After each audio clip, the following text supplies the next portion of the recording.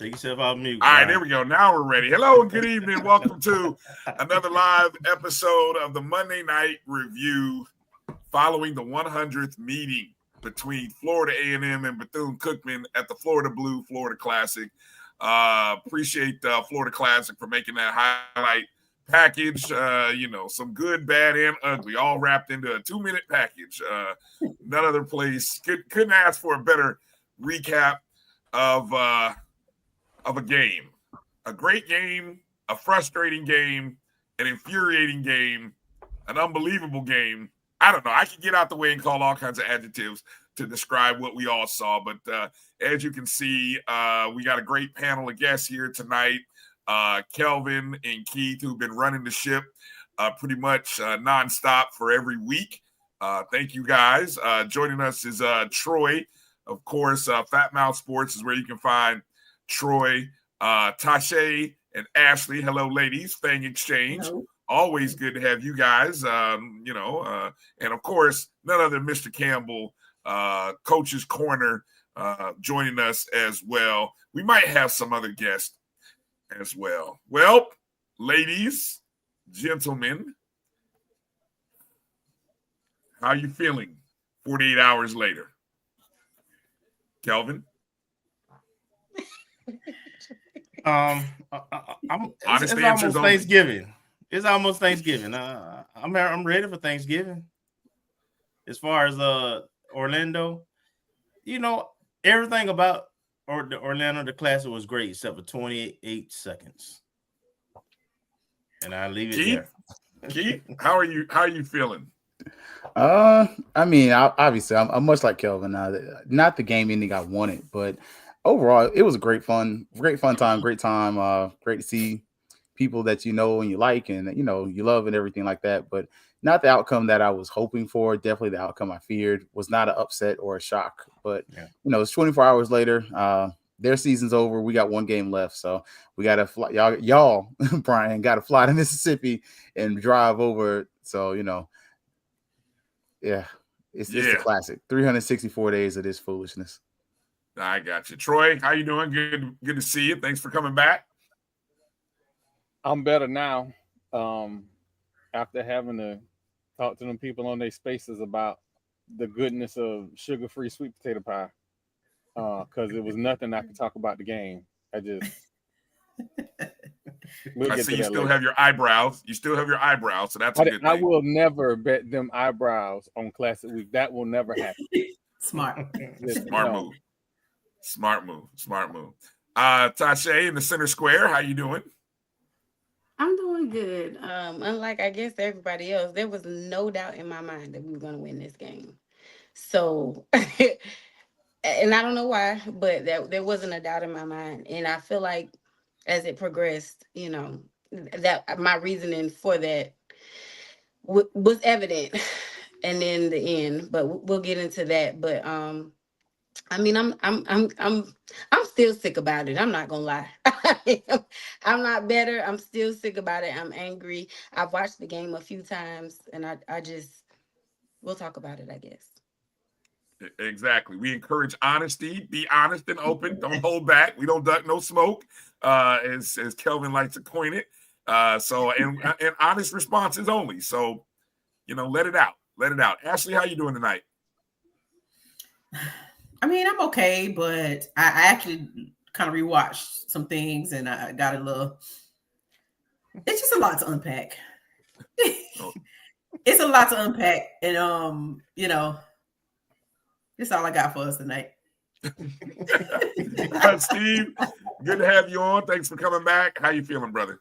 Well, I'm going to try not to be long with it, but I am. I started the week off supporting our men's basketball team in Athens at the University of Georgia. All that. Shout out to the Class 8A sponsoring the men. So supporting the Rattler Sports. Ended the week doing a watch party. And so I watched every game, a 7-hour watch party, starting with Delaware State and South Carolina State. Big FAMU watch party, 7,000 viewers. And then I wake up this morning and watch the coaches call and read Gerald's great article. And I'm confused about some of the statements. So I start off for it, and now I'm waking up at this time after I read and heard and what, and I'm confused. So somebody gonna answer questions about me because all I know is the people on this chat, on this screen, and the people we support the team. So I'm kind of confused about support, but I'm gonna get into that. I'm gonna point that out. All right, Steve, it might. Let me just jump in real quick. Steve, it probably wasn't the time for you to bring that shit up. All right, go ahead, Brian. Well, we'll duck no smoke around here. Well, cussing? I just okay. I mean, look, All right, I ain't gonna lie. Look, let me, on the coaches call this morning, Gerald and my boy from WCTV came out throwing haymakers. Like, first question, you coming back next year? Like, oh, and if you come back next year, like, oh, I thought I was supposed to be the bad boy. much to unpack. So much to unpack here. Want to encourage everybody, whatever platform you're watching us on. You might be watching us on YouTube, whether it be the Jericho Broadcast Networks, the ONG Strike Zone, or the Things Up Podcast YouTube page. Go and hit the thumbs up and the like button, or on Facebook. If you're watching us on Instagram Live, we say hello to anybody who might be watching on Instagram Live. Those watching on Twitter, sometimes I think you can be a part of the chats and make comments. And they might show up in the chat feed that you see there. So any and all ways, we appreciate it. Hit the thumbs up and the like button, however and wherever you're watching it. All right. So, I'm a stat nerd, so I'm gonna just give numbers, and then I'm gonna get out the way because don't nobody want to hear no numbers. But I am. Look, Tasha's just. I'm gonna have to. I don't know if I can keep Tasha in the center square, but anyway. Yes, keep me there. Keep me there. Keep you there. I ain't gonna move you. Trust me, I ain't gonna move. I'm gonna keep you right there in the center square. So I'm just gonna be very brief here, quarter by quarter. Again, we have failed to score a touchdown in the first quarter. We gotta talk about that first quarter. That was butt cheeks, Brian. Yeah. We grabbed the lead on the Daniel Porto 45-yard field goal, then turned around and gave it back on BCU's ensuing possession on a 25-yard pass from Timmy McClain, who was a Central Florida legend at Sanford High School. He got the start. He hit Lorenzo Jenkins for a 25-yard pass, 7 plays, 61 yards. Bethune goes up 7-3. Going into the second quarter, Hold on, Since you we skipped going over there. a couple big things in the first quarter. Go ahead. First things Oh, first. you want to do it like that? Okay. Yeah, I was just gonna just kind of glaze it over and then get out the way. No. We're gonna glaze over stuff on Wednesday when I'm throwing them ribs on the grill. We got a first half turnover and did jack squat with it. Then went down to the red zone. First possession. First possession. Then got near in the red zone, penalty that pushed us back. Yep. Then RJ gets sacked. So literally, you were inside of, I believe, the 10-15 yard line and got diddly and squat with it, and ultimately ended up with Porto needing a field goal. So the first quarter, you squandered so many opportunities in this game. And let's be honest, Cookman, they didn't coach to win the game either. They just happened to win it. But just at that first quarter, you didn't do a great job of taking advantage of the opportunities that your defense that has been much maligned created for you. Also in the first quarter, it ended 7-3. The score that BCU had, we had just made a sack. It was because they were at the goal line initially, right? And so on second and goal, we sat for must have been about a 15-20 yard sack.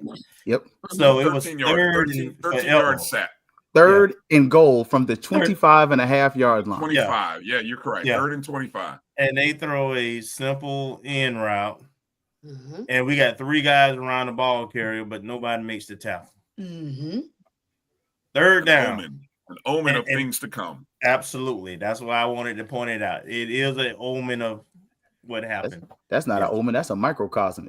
A continuation of the ineptitude we've seen all season. Yeah, that's true too. Yeah, because I don't want to belabor this, but Kevin, to your point, we've seen this every game. Yeah. Every game of third and longs where all we have to do is stop it. And every time it's either been a big play, touchdown, or a drop. I mean, it started. You know what's crazy? literally the first game of the season. Our. Yes, sir. Literally happened just like that. 3rd and 17, if Yes. I'm correct.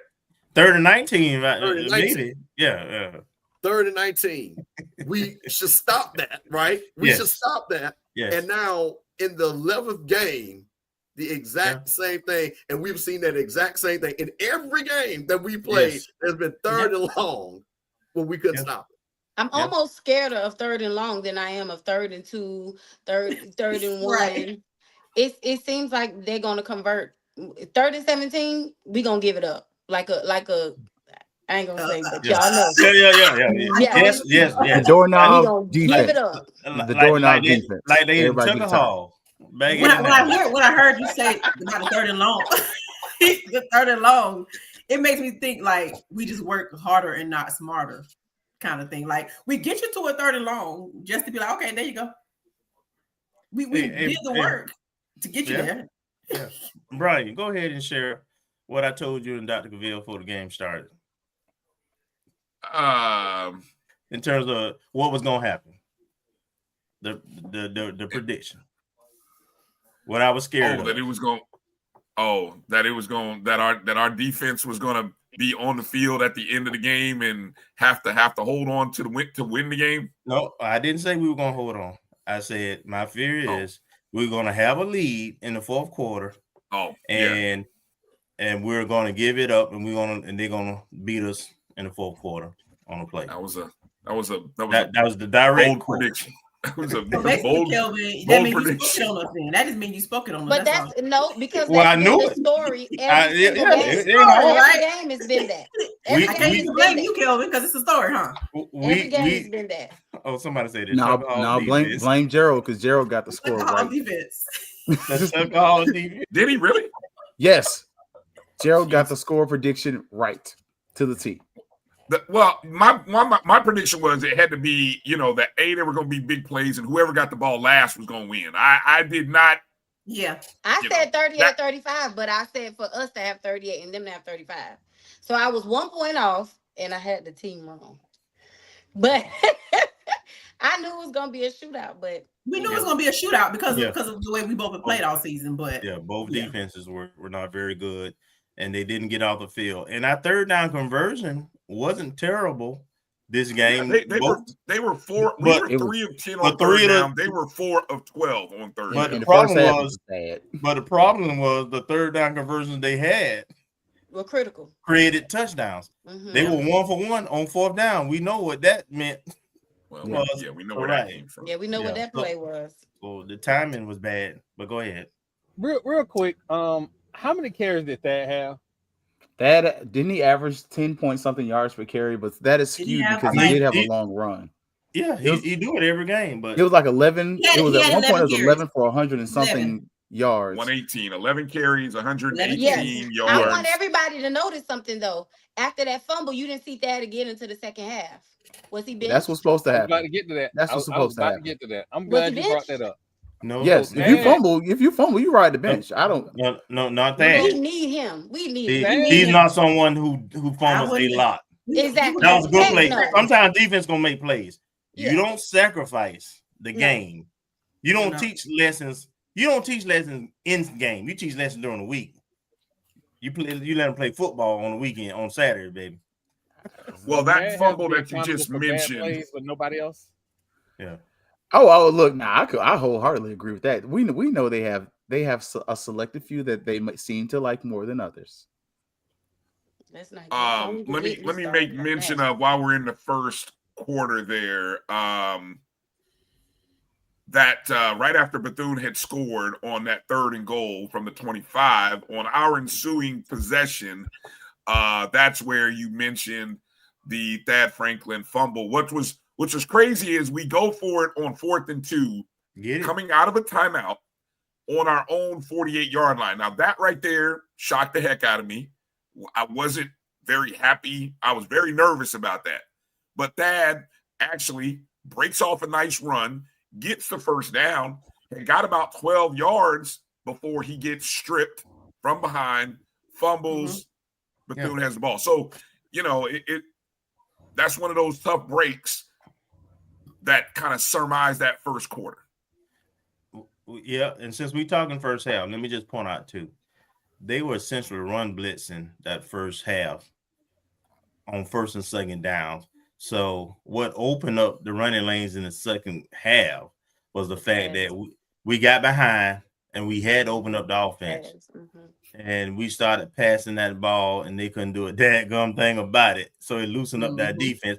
And from then on, they didn't stop no running backs. But it was the fact that we changed our offensive approach and started gashing them with the pass game that opened up the run for us. You mentioned going into that second quarter, a series of punts, not only punt by us, punt by them, punt by us, and then comes the Bethune-Cookman one play, 50-yard touchdown run by Robinson with 6:52 remaining. One play, 50 yards. And we've seen that. We knew there was going to be big plays in this game. Another omen of things to come. And so there you go, a one-play 50-yard drive. And then I thought one of the drives that really was, I thought underappreciated, given everything that happened, was our ensuing drive, a 6-play, 75-yard drive, capped off with the, I think that's the cap off with the Burris touchdown, with the 44-yard broken coverage touchdown for Ahmad Burris. But that was a good drive. Please, Tasha. So before that, we kind of glazed over that one play that they had, the 50, because the reason why I say that, it was the exact same thing that Alabama A&M did last week. The exact he went untouched, the exact same. You could tell they watched the film and they did the exact same play. And the linebacker on that side did the exact same thing. Overran the gap the whole, like he didn't have a gap he was responsible for. As soon as kid hit the gap, and to that point, not only you saw how slow our safeties are. But again, absolutely, but I've never coached. I've never coached, right? I've never coached. But when something like that happens, the first thing I would think that you would do is when we watching film and we in practice the next week, we make sure you may get me, but you're not gonna get me that exact same way again like that. It was the exact same play, untouched. So, I didn't understand that. Yeah. Yes. You have can I wait a minute? I want to Tasha hit on something. The great Gerald Thomas, the young brother, the future Roscoe Nance. So you say we should be looking at film, right? We should be building on that. This was the quote from our coach. This was the quote. Cozy was candid, saying his players not trusting one another on the game still in play. That right there, not trusting each other, was all through the game. This is what happens when people are not holding each other accountable or being where you're supposed to be at. Yeah, that was my question. I asked him about the secondary. So I was like, Coach, I asked him two questions about defense. I asked him one about the APR. And so I was like, Coach, what's up with the secondary? I was like, you know this. Like, you're a secondary guy. Like, I'm a history teacher. I know U.S. history, backwards and forwards. I teach it. It's easy. But the problem was, what are you seeing and not seeing from our secondary? Because consistently, we're seeing the same problems. We're saying the same players. We're saying the same names. And we're over here we're being our best to be politically correct and be the adults in the room. Because if we were the children in the room, we would have been said names. But we're being adults and we're just saying number 19 is getting torched. And we watched for literally 4 quarters where 19 has 3 of the worst plays that you could ever put on film, to the point to where it's like, dude, I don't know what you're looking at. And to the point where the coach can't even defend him. Like the last play of the game, Cozy is being nice, but even like post game, Troy, you were next to me. Cozy's like, I guess he was seeing ghosts. And then even today he was like, I don't know what he saw. Like 11, out of 11 players, one player doesn't do the right thing, and that's the player that consistently gets caught and torched and gets burned. Mm-hmm. But this is the same player. What do Well, y'all the want last him to time I say? was You, on you here- want him to be honest? He's not going to be. I'm not No, gonna be bluntly no, I honest appreciate like that. this. Well, I appreciate that. This is the same player that again, we respect him because we know these are young men. These are our rappers. Yeah. Right. But we literally, when I last time I was on here, because I couldn't be on last Monday, we literally talked about the same exact thing as Tasha said. Football, great word, football until FBI, Terrell Buckley's term. And if I'm going 3 weeks ago saying the same thing, and to Tasha's point about film study, and we go 3 weeks and it's the same name. I'm just going to tell you a secret. I have managed over 400 people in my 25-year career. I'm just going to tell you, if you keep doing the wrong thing, I fire you. That's it. Because after a while, I'll say, hey, okay, did you know what you're supposed to do? I don't even understand people make mistakes in life. But when you consistently are doing it, so it's one or two things, or maybe I need to be fired. And I said me, not the coach, me, in my job. Okay? Because I want to be clear. I'm not calling that out. But I'm talking, there has to be a level of responsibility that everybody, when you're a championship team, and Nick saying, do your job. Yeah. It's that simple. That play, and the thing about it is, I know I'm not trying to get ahead, but the game-winning play, if everybody does that job, we win that game. Yeah. Mm-hmm. It's 4th and 8. And the play, actually, if you look at everybody was standing, because what happened, that linebacker, that guy, if he would have thrown that guy, we would have knocked his block off. He wouldn't have got the 8 yards. I mean, the ball hung up forever. It was late. It was a lob. If anybody, you're right, Mr. Campbell, if anybody around or where they're supposed to be, is an easy pick. So at the very least, an easy number. That's how wide open he was. That's how wide open he was, where he was like, go, do it. And 19 almost got there. Lee almost still got there. So, but I want to point out, because one of the things that we have constantly seen, and this is the thing about, listen, man, we have all been around this, and there's a difference between expectation and I'm going to say the standard and what we are. There's a standard where we want to look at people to play a certain way. And we're going to get into it, because one of the things, and again, I'll tell everybody, we did a great show about transfers versus high school players and what really builds championship team. If you haven't seen that, go to Off Script Chat, because you will be amazed. The championship teams are with kids that have been there and they understand the program. All our defensive backs, and I'll be able to pull up, we get time, are all transfers. Lee's actually been here for 2 years, 3 years. They're all seniors or grad students. They're all seniors. They're all transfers. Yep. So that leads me to believe on a couple of things, but I don't want to bog that down, but I want to point that out because that was just a great point. Yeah. Football is the ultimate team sport. And when I hear the head coach talk about not trusting each other in game 11 of the season, obviously your coaching is being questioned, and rightfully so, because if you allow someone who's not a team player to stick out like that week in and week out, then you kill morale, because there's guys out there giving it all who deserve the opportunity. The players, you can't fool them. They know in the locker room, they know who can play, who getting the job done, who know the playbook.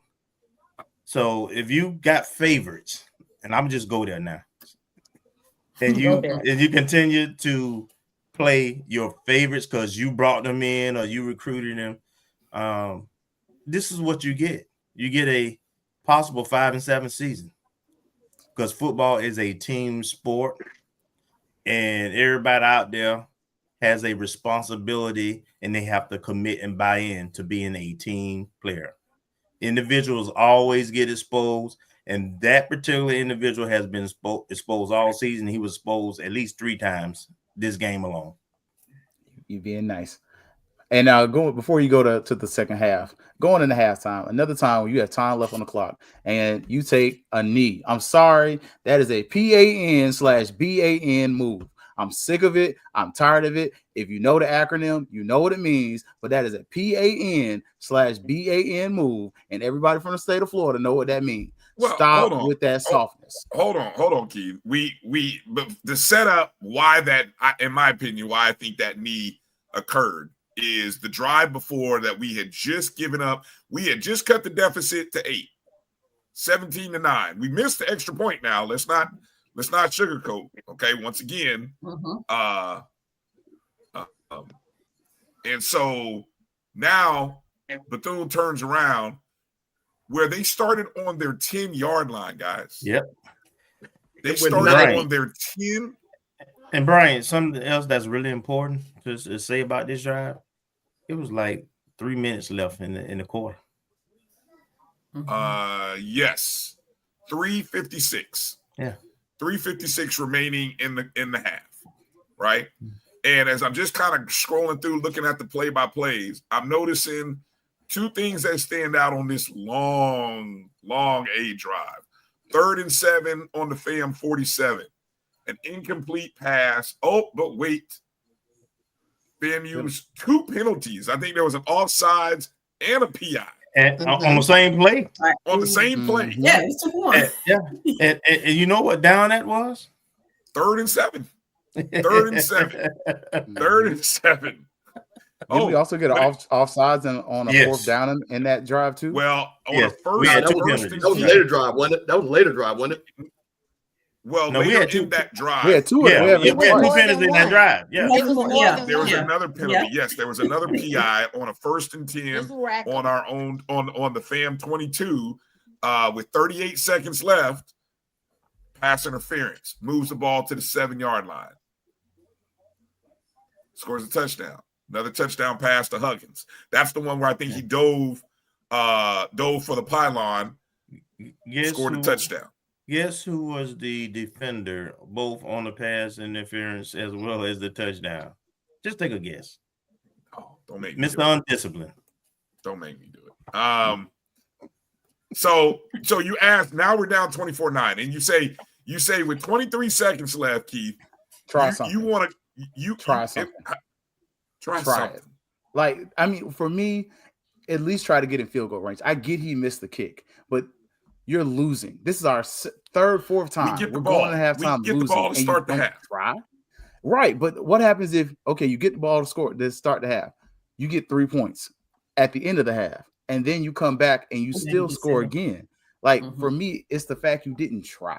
Like I get you get the ball back at the end of the half, but okay, you throw an interception, time runs out. Who cares?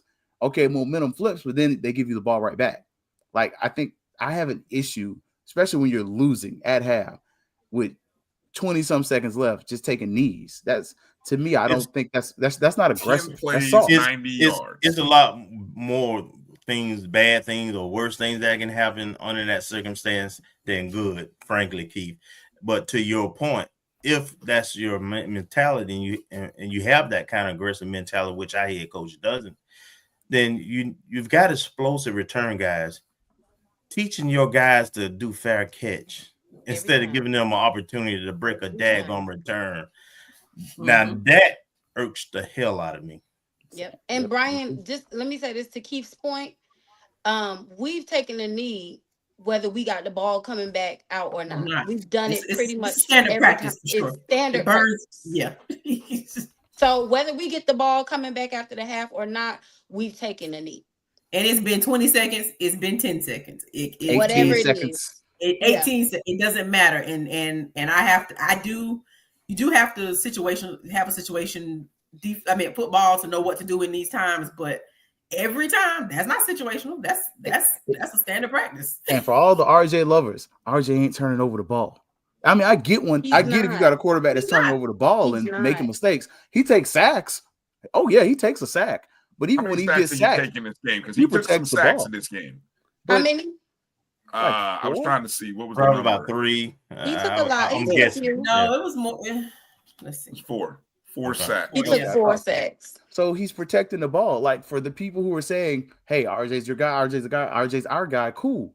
Give him that chance to try to push the ball downfield late in the quarter to at least, hey, he's not making mistakes. Like that's the benefit of having somebody that is being protective of the ball like that. Use that advantage because we know the other quarterbacks are more gunslingerish or more runners. He protects the ball. Put the ball in his hands and let him move the ball. But and Baby Burris was hot. Get him out in space and he gone. That's all. I don't understand what the plays for that. Like that 2-minute offense that Troy talks about. Come on, you gonna tell? Just give it a shot. I would have respected us giving it a shot. Just try it. We had 9 points in the first half, and we didn't really try to open up the offense until we got when Bethune drove down that the last time with 3 minutes left, because we had just scored. Again, we score, our defense gives it right back every time. So they came down with 3 minutes left and scored, and at that point I don't know why y'all would expect any difference, even though I understand your aggressive mentality, Keith. Our defensive minded coach wasn't going to do that, because he was probably the reason why we weren't more aggressive during the first half period and why we were behind. Just think if he had ran the same offense and opened the offense up from jump. This is the thing. This is the thing that we've talked about this constantly. I hear the point about RJ doesn't give the ball up, but we don't call plays that are explosive, that we take the chance anyway. So again, listen, guys, when you're looking at championship teams, I watched all the games. I saw Deshaun Jackson. I saw Chinnis Berry. We'll say, you know what? We're going to make a play to win this game. We're going to do it. I saw that. I saw Jack State Alcorn. I saw plays where, you know what? We have to, but that's the trust. And I'm going to say this again. What did the coach say? I'm going to go back to Gerald's. He said that his players were not trusting one another. That also comes with the coach. Trust also comes from the coaches. Do you trust me, coach, to make those plays? Right. Well, you don't see that trust with the players. When again, you got Wilshire and Goldie Lawrence and Haley, guys that can go 40, 50, 60 yards. Again, anytime. And I think your point is, why don't we try a screen to Haley, see what happens? Maybe he goes 40 yards. That's more of when we talk about those are same plays that could turn into explosive plays. Maybe that's what I think I'm hearing here instead of, and what Tasha and Ashley said, of course, over time, is you've seen this again. Let me just throw it to my playmaker. Let's see what happens. Let's see what happens. We don't even give ourselves a shot when you got guys, literally a kid that went 72 yards that we thought, game is over. Yeah. So that's where I think Keith is talking about there, Brian, to that point. Not being risky with it, but let's get him in space and let's see. And I think we had a timeout, but I could be wrong if I remember correctly. I think we still have a timeout, but go ahead, guys. I think we need to acknowledge a couple things. First off, and I make this joke, but it's very serious. We have 10,000 corners and safeties and 10,000 kickers. You are at the end of the half. The advantage that you told us you had before the season started was that you had kickers. Get yourself in position to score some points before you leave the half. That goes back to roster construction. And you have a kicker, to the point. You do have a kicker who's kicked 51 yards, so he has range. So yeah. But you all know who our coach is. I mean, come on. And that's my thing. Is like when you think about the probability, you got to think of scoring is about chances. Winning games is about let me take some chances, and it's like we don't have no chance to do anything going there. I don't care if and maybe I'm just too aggressive of my mind. I used to play sports, so my competitive spirit is through the roof when it comes to this kind of stuff. I could be up by 50. I'm going down. I'm gonna go down and try to score on you again, because that's just who I am. Like, I'm a demoralize you type of person. So I get it. Everybody has their own philosophies, but like not losing, not with 20 seconds. Like it's kind of beating the dead horse, because we've all said it, but we need to increase our chance. Have to increase your chances to win, go and have, and get the ball back and score again. All right. Go ahead. One thing. And here's the thing. Bethune-Cookman's weakness is their passing defense. Literally. Thank you. They're horrible. What is our strength? So when you sit back and you look at where, So I'm game plan. I understand you want to style. Again, this is an argument we're going to have about Prairie View and Jackson Yep. State. But the thing about it, there's also looking at a team's weakness and saying, let's exploit the weakness. We never So do. again, if I'm coming out and I know these guys are weak, and I know I got and this is again guys that can go to this. Hey man, I got to see what you're all about. I'm saying, RJ, you know what? We're coming out 4 wide and we're throwing it right now. Take a chance. Right now. Literally.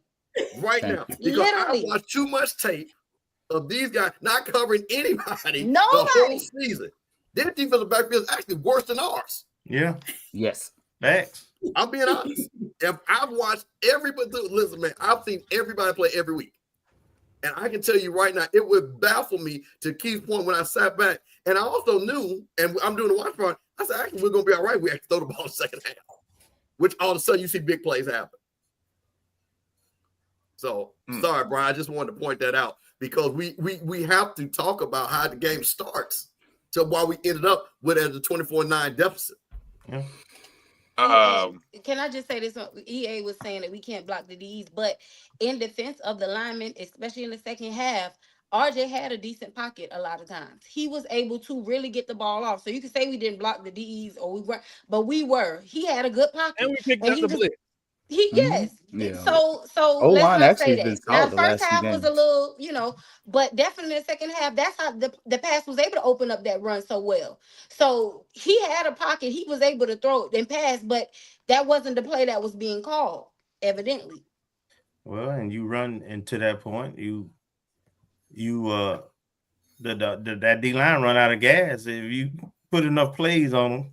Mm-hmm. And Yes. at some point, that it starts slowing down.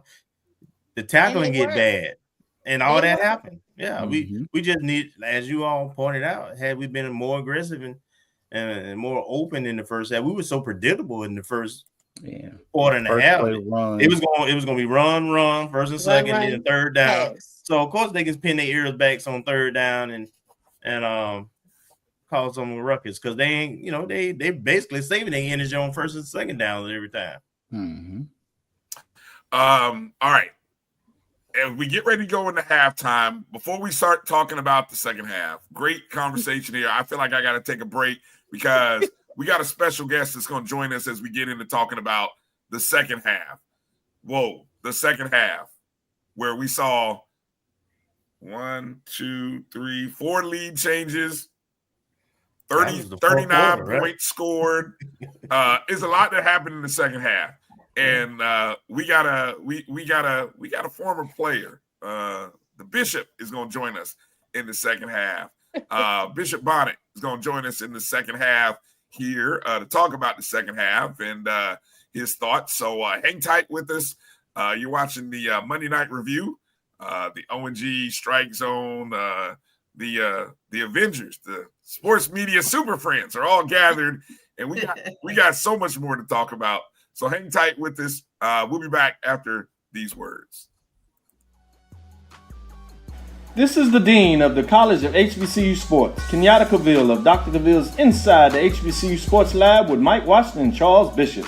Come mix it up in the lab where the course lecture is in session every Tuesday from 6 o'clock p.m. Central Standard Time on Facebook Live, YouTube Spreaker, or the BCSN app, as we discuss all things about the HBCU sports culture, including exploring the week that was in the sporting HBCU diaspora, as well as the upcoming week of HBCU sports. With me, the Dean, the College of HBCU Sports, on Dr. Cavill's Inside the HBCU Sports Lab with Mike Washington and Charles Bishop. Course lecture dismissed.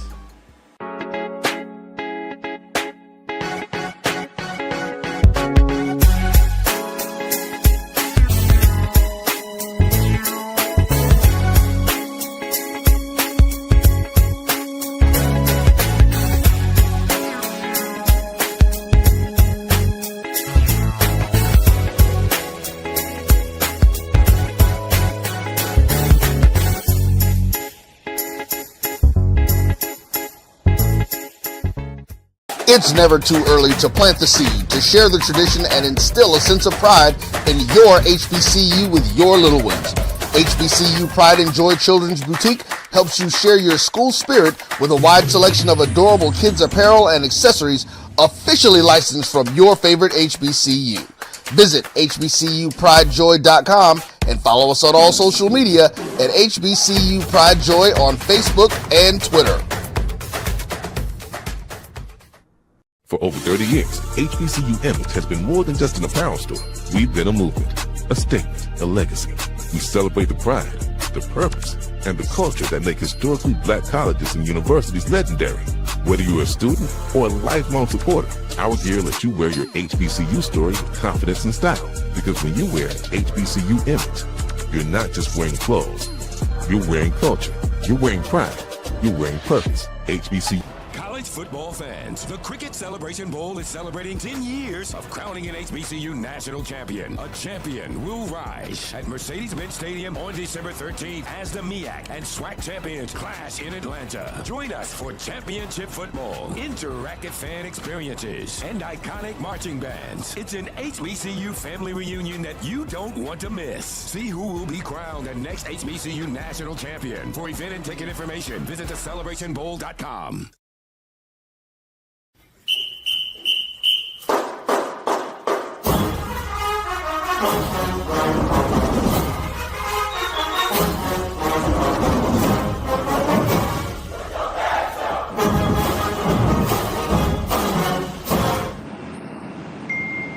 All right, welcome back to the ONG Strike Zone, the Monday Night Review.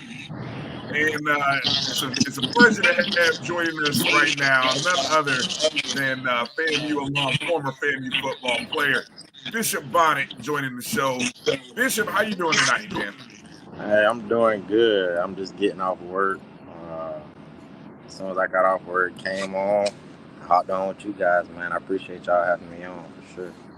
Hey, man, appreciate you jumping in and joining us. We were just about to get into talking about the second half. Wanted to get your thoughts on what you saw from the first half, and I know you heard some of the commentary in the first half. What were some of the plays in the first half that, whether they were mind-blowing to you or maybe some perspective that you saw a little bit different?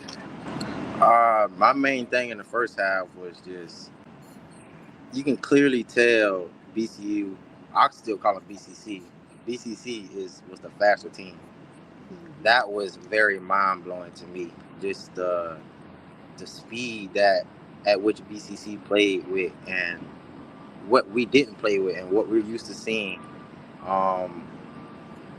BCC looked like us a year or two ago. Little guys in the backfield, little receivers, little for guys that can just move and run fast. So that was a big thing for me in the first half, and we just looked very lethargic. Our offensive play calling was very bad. It was always run, pass, first down run, second down run, third down pass. We did that for like 3 or 4 drives. Yep. Until we finally switched it up, and then the drive we switched it up, we scored on that drive. We just looked very lethargic. But then in the second half, one thing that I was big on with this team was I thought this team was big on, I call them front runners. When things are going good, they are all hoorah, and So to be honest, to see them fight back to be down 24-9, I honestly thought the game was over. I honestly thought the game was over. I didn't know. So to see them fight back, it showed me a lot that these guys do have some fight within them. They do have some will withal. It's just, in clutch time situations, that one play kind of showed our entire season. Everyone can be doing something right, but just that one guy can mess up the play. And that was us all season. Like, just that one guy didn't make a block. That one guy didn't make a catch. That one guy didn't guard his guy. Yeah. That. So it's kind of like I had a lot to say tonight. I really did, because it's kind of like I had to sit back and think about it. Is Cozy is at a disadvantage. now that the season over with, we should win Mississippi Valley. We can really talk about it. He was at a disadvantage. He only had 20 hours in a week to practice. They couldn't practice on Mondays, right? Not the full week. I mean, during the season, nobody cares about that. But when you're looking at the totality of everything and what everything he had to go through, I don't know. I'm not big on firing guys. But after that loss, I kind of was like, hey, that loss was different. It's just the way we lost. Yeah. But I really did like the way we fought back. I really did like the way we fought back and made it a game. I really do. I really do. So let's talk about that comeback, because again, and this is opened up on the floor to anybody. We scored 18 straight points in getting back into this game, down 27-9. We score on the first possession of the third quarter. 8 plays, 68 yards, another Ahmad Burris touchdown reception from RJ. Then going into the fourth quarter, a 10-play, 62-yard drive that ended in a 37-yard field goal. A little frustrating in how that one ended because it seemed like we were rolling towards a touchdown. We cut the deficit to 24-19, and then we get the 1-play, 72-yard touchdown by Jamal Haley. And now we're up 27-24. While stopping.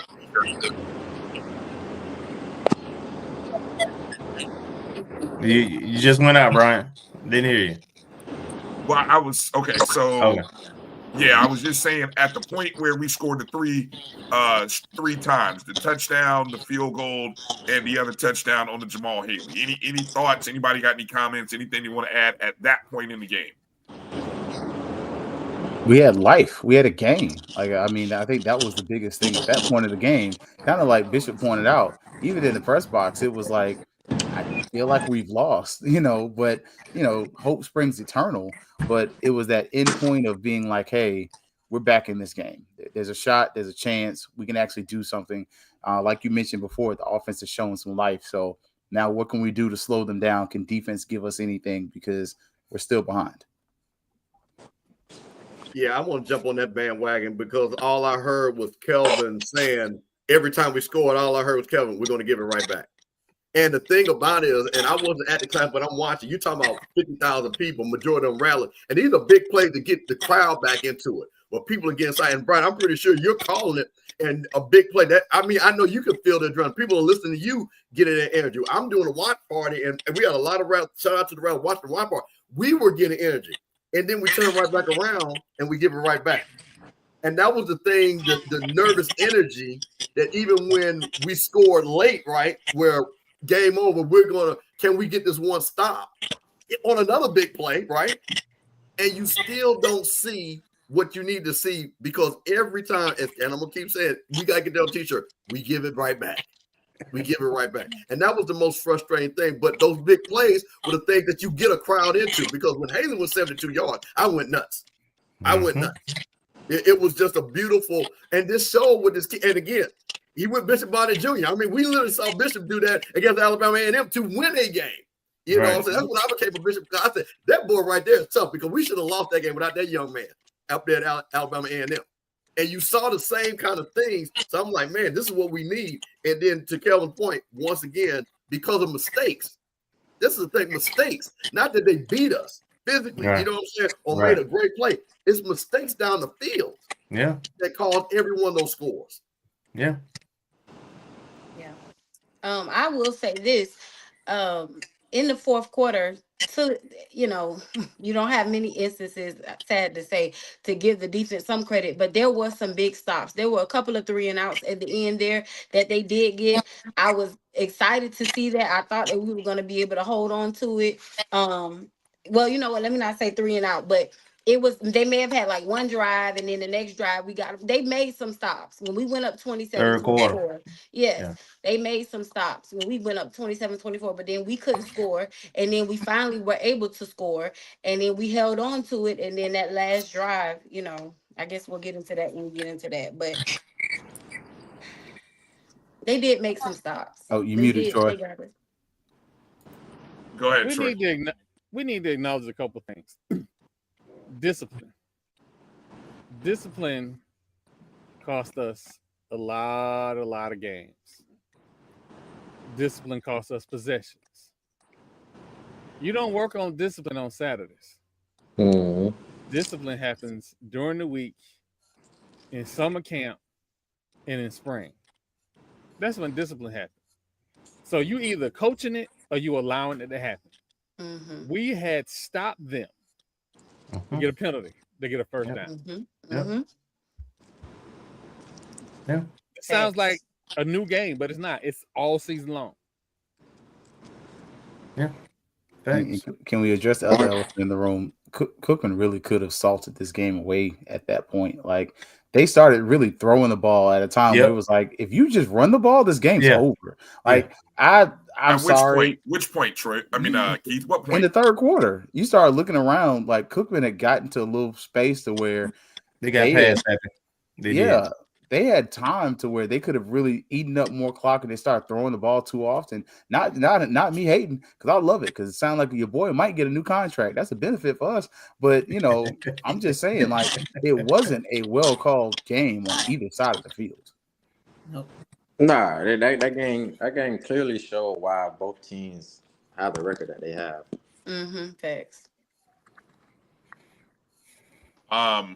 Well, as Kelvin or maybe Mr. Campbell said, we grabbed the lead and then we do what we do and have been doing. We gave it right back.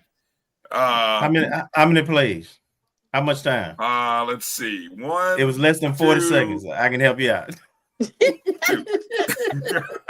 was less than play when we scored. Who shall not be named? Yes. Went for a strip instead of trying to tackle somebody. Yes.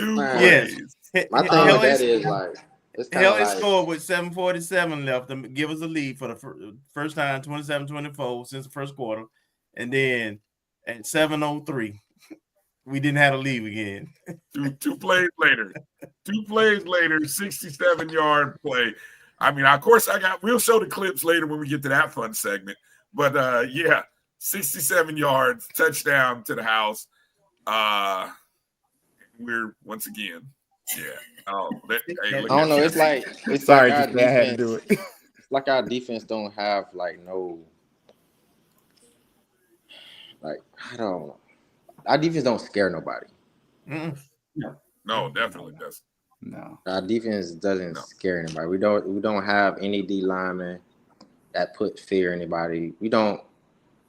The simple fact that we were rushing. Okay, we're rushing 4. We're not getting any pressure. Like, at some point, we got to start blitzing. Like, at that point, it's on the defensive coordinator, who's ever the head guy on the defense, who's calling the defense.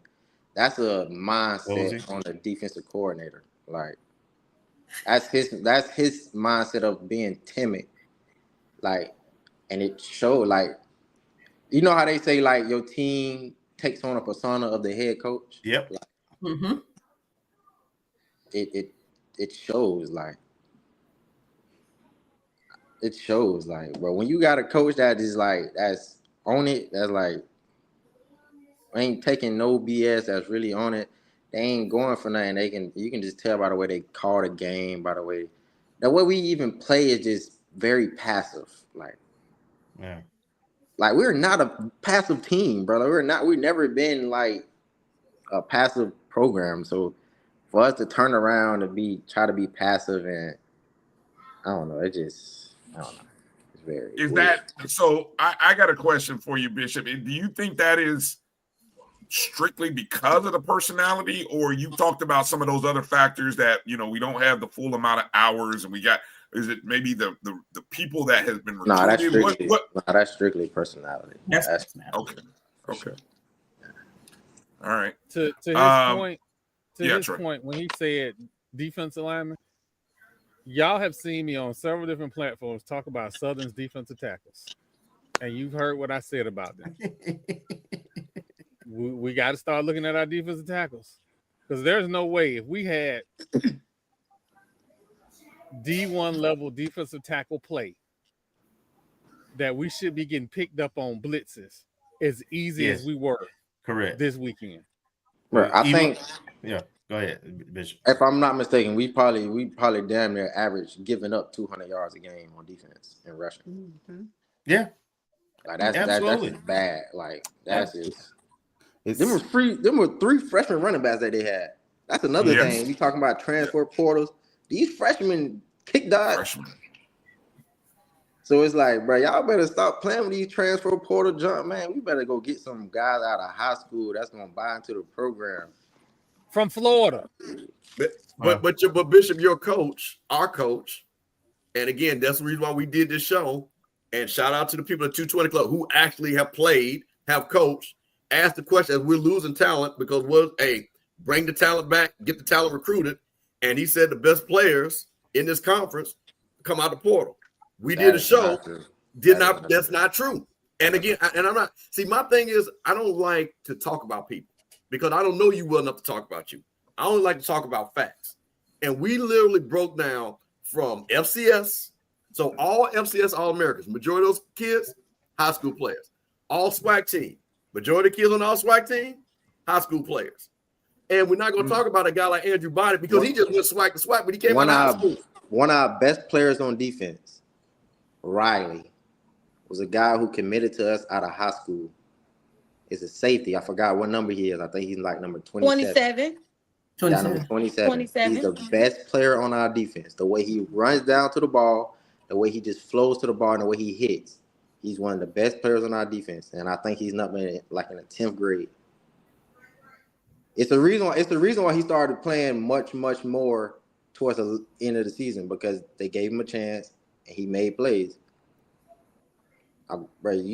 I'd rather to me personally, I'd rather take my chance on a high school guy than a guy that's been washed up. I ain't gonna say like all guys are like that, but it's the reason why these guys are in the transfer portal in the first place. 100%. And I'll give you a scenario, the argument to that. You look at a player like yourself, right? You come in, don't play a little bit, you start working your way up. By the time you get to be the superstar you were with us for 4 years. Yeah. You see what I'm saying? Compared to a portal guy, right? That to your point, if more likely not, especially if he's coming down to our level, does not have the stats, does not have the ability, and then you're going to keep him for a year, and if it doesn't work out, guess what? Because when the portal opens up, most of those transfer kids are leaving. But you got to think about it though. Like when we played, like all them transfer guys, they had to buy into what we was doing. Mm-hmm. Like they bought into what we already established. We was already running the show. We already knew what it was, and they just came and they just fell in line to how we ran things and how you feel me. Everybody that came was family, so we weren't like just one on no green stuff. But at the end of the day, it's the way we ran things, and you joined us. You joined us. You was not bigger than the program. I don't care what school you came from, how many stars you got. You was not bigger than the program. Period. Not bigger than the program. That needs to be on the shirt. That needs to be on the shirt. You are not bigger than the program. I tell my students that all the time. You're not bigger than the program. And because I want these players to really realize, like I want these players to really realize when my freshman year, to say you was on a football team, you were just another student. I keep trying to tell these guys, like my freshman year in 2016, I was a walk-on. And just because you was on a football team, boy, you was not. Say you on a football team now. Oh, you getting whatever you want, probably at the school. Because I'm already knowing, like, so I just feel like guys are just happy to just be on the team. Like, it ain't no pride in saying I play fan. It's just, yeah, I'm on the team, I play football. Like, and you can just tell, like, certain guys who got it. Certain guys who got it.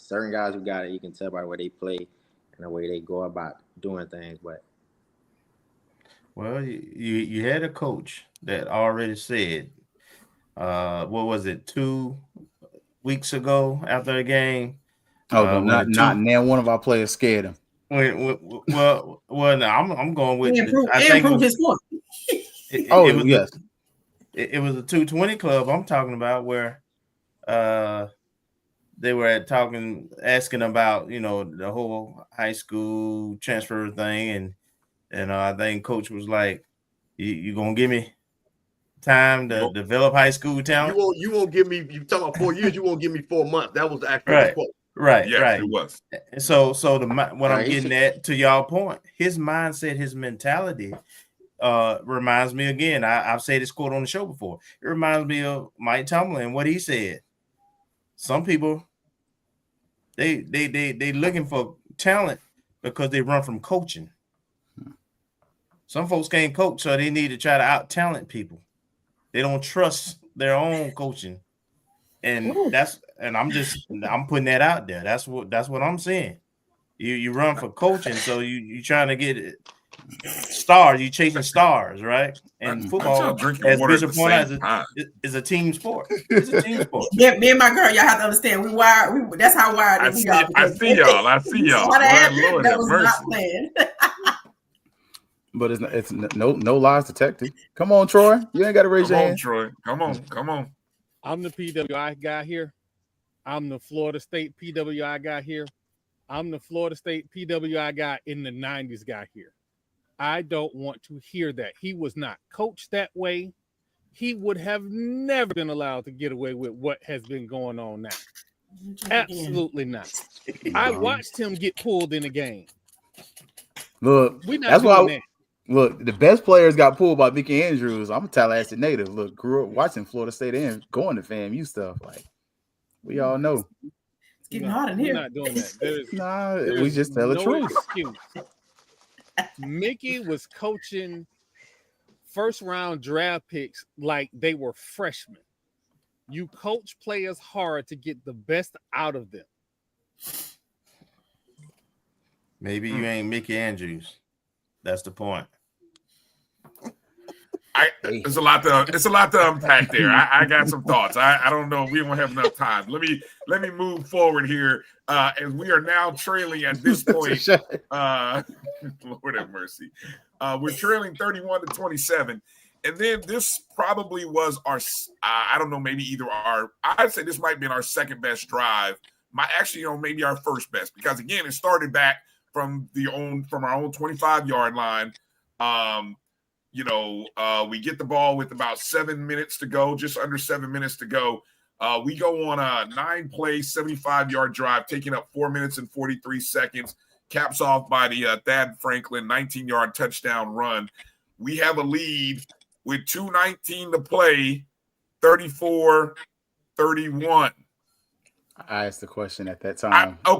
Go to the now. Keith asked an interesting question. And Troy, you remember I asked Marlo this question when he was running. Was this in the press conference? Where was it? Where did you ask this question? I asked this in the press conference. No. In the press box. No, I said, look, I asked the question. I saw him running. I was like, would you take a knee here so that you go down because you don't trust his defense with the clock? That's an interesting thought. What do you guys? We'll go around the panel. What do you guys think? Would you have taken that chance of maybe going down or two on the one? I don't know about that, but anyway, go ahead. Anybody? Tashay, Troy, Ashley, Campbell, go. Nah, because we finna score. Bishop says nope. No, because we finna score. And defense, you better gotta do your jobs. Yeah. Yeah. Okay. I mean, you gave up you gave up a touchdown, 41-yard touchdown on a 4th and 8. I mean, so it's not like guys want to do it. Right. Again, it was one guy. Yeah. To the point. I understand. Folks want to say, well, you overthinking it. This is football. That's why I asked the question. You don't practice. This game 11, not game 1. Damn it! You got opportunity to score. It's a rival. You score. You play to win the game. Score. Get the touchdown. And damn it, as Bishop has talked about, have some pride. Fundamentals. Don't jump offside on 3rd and 4th down. Give first downs. And then on a 4th and 8. I don't give a damn if they complete whatever in front of you, but don't give up the touchdown with 28 seconds left. That has nothing to do with us kneeling or scoring. So Then So, on that no. last drive, we jumped off sides on like a 3rd and 3 or 4th, Yes. 4th and 3. Yeah. Yes. Yeah. We could have And ended the gave game right them. there. We Yeah. gave Yeah. we gave It should have them been. They the twice first down. down. We gave them Twice the in the first game, down. we gave them first downs on 4th down like that, and it was Yeah. the same guy. I think it was 90 both times. 92. Oh, sorry, So baby. it can be like I say, everybody can do their job. It's just one guy. And at the end of the day, that's like, to me, that is on coaching, because at that time, you already supposed to be like, as a coach, saying, yo, this is everyone, this is what we practice, this is what we do. He probably was saying that, and I wasn't there, so he probably was saying that. But it's just like, I don't know. In those key moments, that defines you as a team. That lets you know like what it's all about. Because when we played, we knew when it was crunch time, when we know we needed all 11 guys to make this play, we trusted all 11 guys to make that play. So I don't know. That opening drive by Bethune, just in case anyone forgot, started with a 10-yard sack on first down. So we get a sack. They end up having to use one of their timeouts now, or actually the 2-minute timeout occurred, right? So this was right before the 2-minute timeout. Mm-hmm. We get a sack. They come out of the 2-minute timeout, y'all. It's 2nd down and 20. 2nd and 20. Yeah, that pissed me off. 20, yep. Right? That's incomplete. Now it's 3rd and 20 on their own 20. They pick up 17 yards. 17? Yeah. Over the middle. Yeah. Here we go. 4th and 3. And then we call the offsides. 4th and you 3. know why we running so much zone? You know why we running so much zone? Because he is scared that these guys are going to blow by us. Yep. Why? Because we are big and slow. I don't know why we trying to get these big guys, these 6'4", 6'5". Like, bro, I don't care if he went to Power 5, bro. He's big and slow. Like, these guys are getting burnt. These guys are getting flying by. Like, we are slow, bro. We are slow. That is crazy. Absolutely, we are slow. Florida A&M. All you got to do is look at the Bishop. All you got to do is look at explosive runs. When those guys break, ain't nobody coming to get them. Not even the safety. Nobody. But you know, but Bishop, but I also want to talk about this though. But I want to talk about this though. With your team that you guys had, and the teams again, we had Quinn Gray, where we're talking about speed galore. But the one thing about it is, you guys were also football tough. BJ Bowler, Kendall Bowler. Mm-hmm. Hey man, we accepted the challenge. So not only, but you got to understand, BJ Bowler is a 4'3" guy. That's what I'm saying. But not only that, we accept. But wait a minute. But what they will tell you, because that's wait a minute, and Kelvin and Brian, we were all on here. And when we first started, what did we? We got all these fast guys, DBs, all these guys. That's what we got to a point about these DBs. All these DBs, these guys are fast. That's what they told us. That's what was told us. And things. But what I'm also saying is that also comes a time where you have to be tough. Well, you know, when we were in open, hey, I tell you what, she went great. Our championship season at Alabama State. Y'all remember that game? Mm-hmm. The game was going back and forth. Mm-hmm. That defense said, "No, we're gonna win this game. Yeah. It's not going to happen on our watch." And when you're talking about people, again, Bishop, your mentality, big play, Bishop on it. You see what I'm saying? It also has to do with the mentality. So when those guys, to Brian's point, the fact that we even discussed it, should we down it on the 1? The fact that even, and I understand football intelligence because there's some intelligence to that, but that shouldn't even come into play because we're not even that intelligent for that to even be in play. And to your point, there is not, and I believe Haley is, there is not one guy on that team that when it's crunch time, that's like, hey, coach, give me the ball. Yep. There's not one guy, I believe that one guy on that team that's like, hey, coach, we need to play. You know who to get the ball to. I think Haley is that kind of, he strike me as that kind of guy. He do like, you need to play, home run potential. Just give him the ball. Like, you need to play, just find him the ball. Like, just get him a way to get the ball. I would argue Wilcher is in that same vein. But the thing with him, especially with it, is just does he catch the ball? Because once he gets it, Consistency. God That's the forbid. thing. You got to be Him, consistent. Speedy Like, Rogers, Goldie, consistency. Well, no, Goldie, did Goldie play in this man, game? Though? I thought Goldie was hurt. bro, bro. He Whoever plays. got that one on, whatever his name is, Yeah. bro, Yes. Take your number off. bro, Drink take some that water, off. ladies. Give him 99. Yeah, that boy 99. This is You a got take that my stick number on off. like that, and you tripping. I'm talking about you been tripping all year. I'm not like, I don't think how many touchdowns he had this season? Probably 1 or 2. I don't know. He dropped by 4 of them though. That's what I'm saying. Like all season, that boy was tripping. Like, yeah. And what they did, including this game, kept putting them on out there. Yeah, that'd be my thing. Like. But the crazy thing, Bishop, to your point, just one quick point about that. Listen to what we just named: Goldie Lawrence, Wilshire, Speedy Rogers, Haley. Mismatches all over, even Campbell and tight end, where plays could be made because we're not. And again, and this is where my thing is with RJ. RJ is not a quarterback that 90-yard drive, Brian, that you're talking about. So we're not doing that. I'm sorry, he's not that type of quarterback. He has not developed that. But those guys that Bishop was talking about have the ability to go 40, 50, 60 yards. Yeah. And think about, but when you to the point when the time comes, when Rodgers, because he dropped that ball, that was a touchdown. That changed the whole game. I think we kicked the field goal. That's the one we kicked the field goal, right? When he missed that, am I correct on that? Yeah. Yeah. So in those kind of moments, it's like it's the classic. You got that stick on. You finna catch a pass in the end zone. You finna score, and you drop it. Like, come on, bro. Like, come on, dog. Like, bro, this is sometimes them lights be too bright. Like, sometimes them lights be too bright for people, dog. Like, that's what I'm saying. Like, Bishop, the lights are always bright at Florida A&M, though. That's the thing about it. This is literally Florida A&M. We play in big games every year because we are FAMU and Bethune-Cookman was bad. It was still a big game. FAMU and Jack State was still a big game. FAMU and Southern with 2 bad teams was still a big game. Alabama State, FAMU. If you come here, you sign up for that. That's why I think people should come because you're going to be in these big games.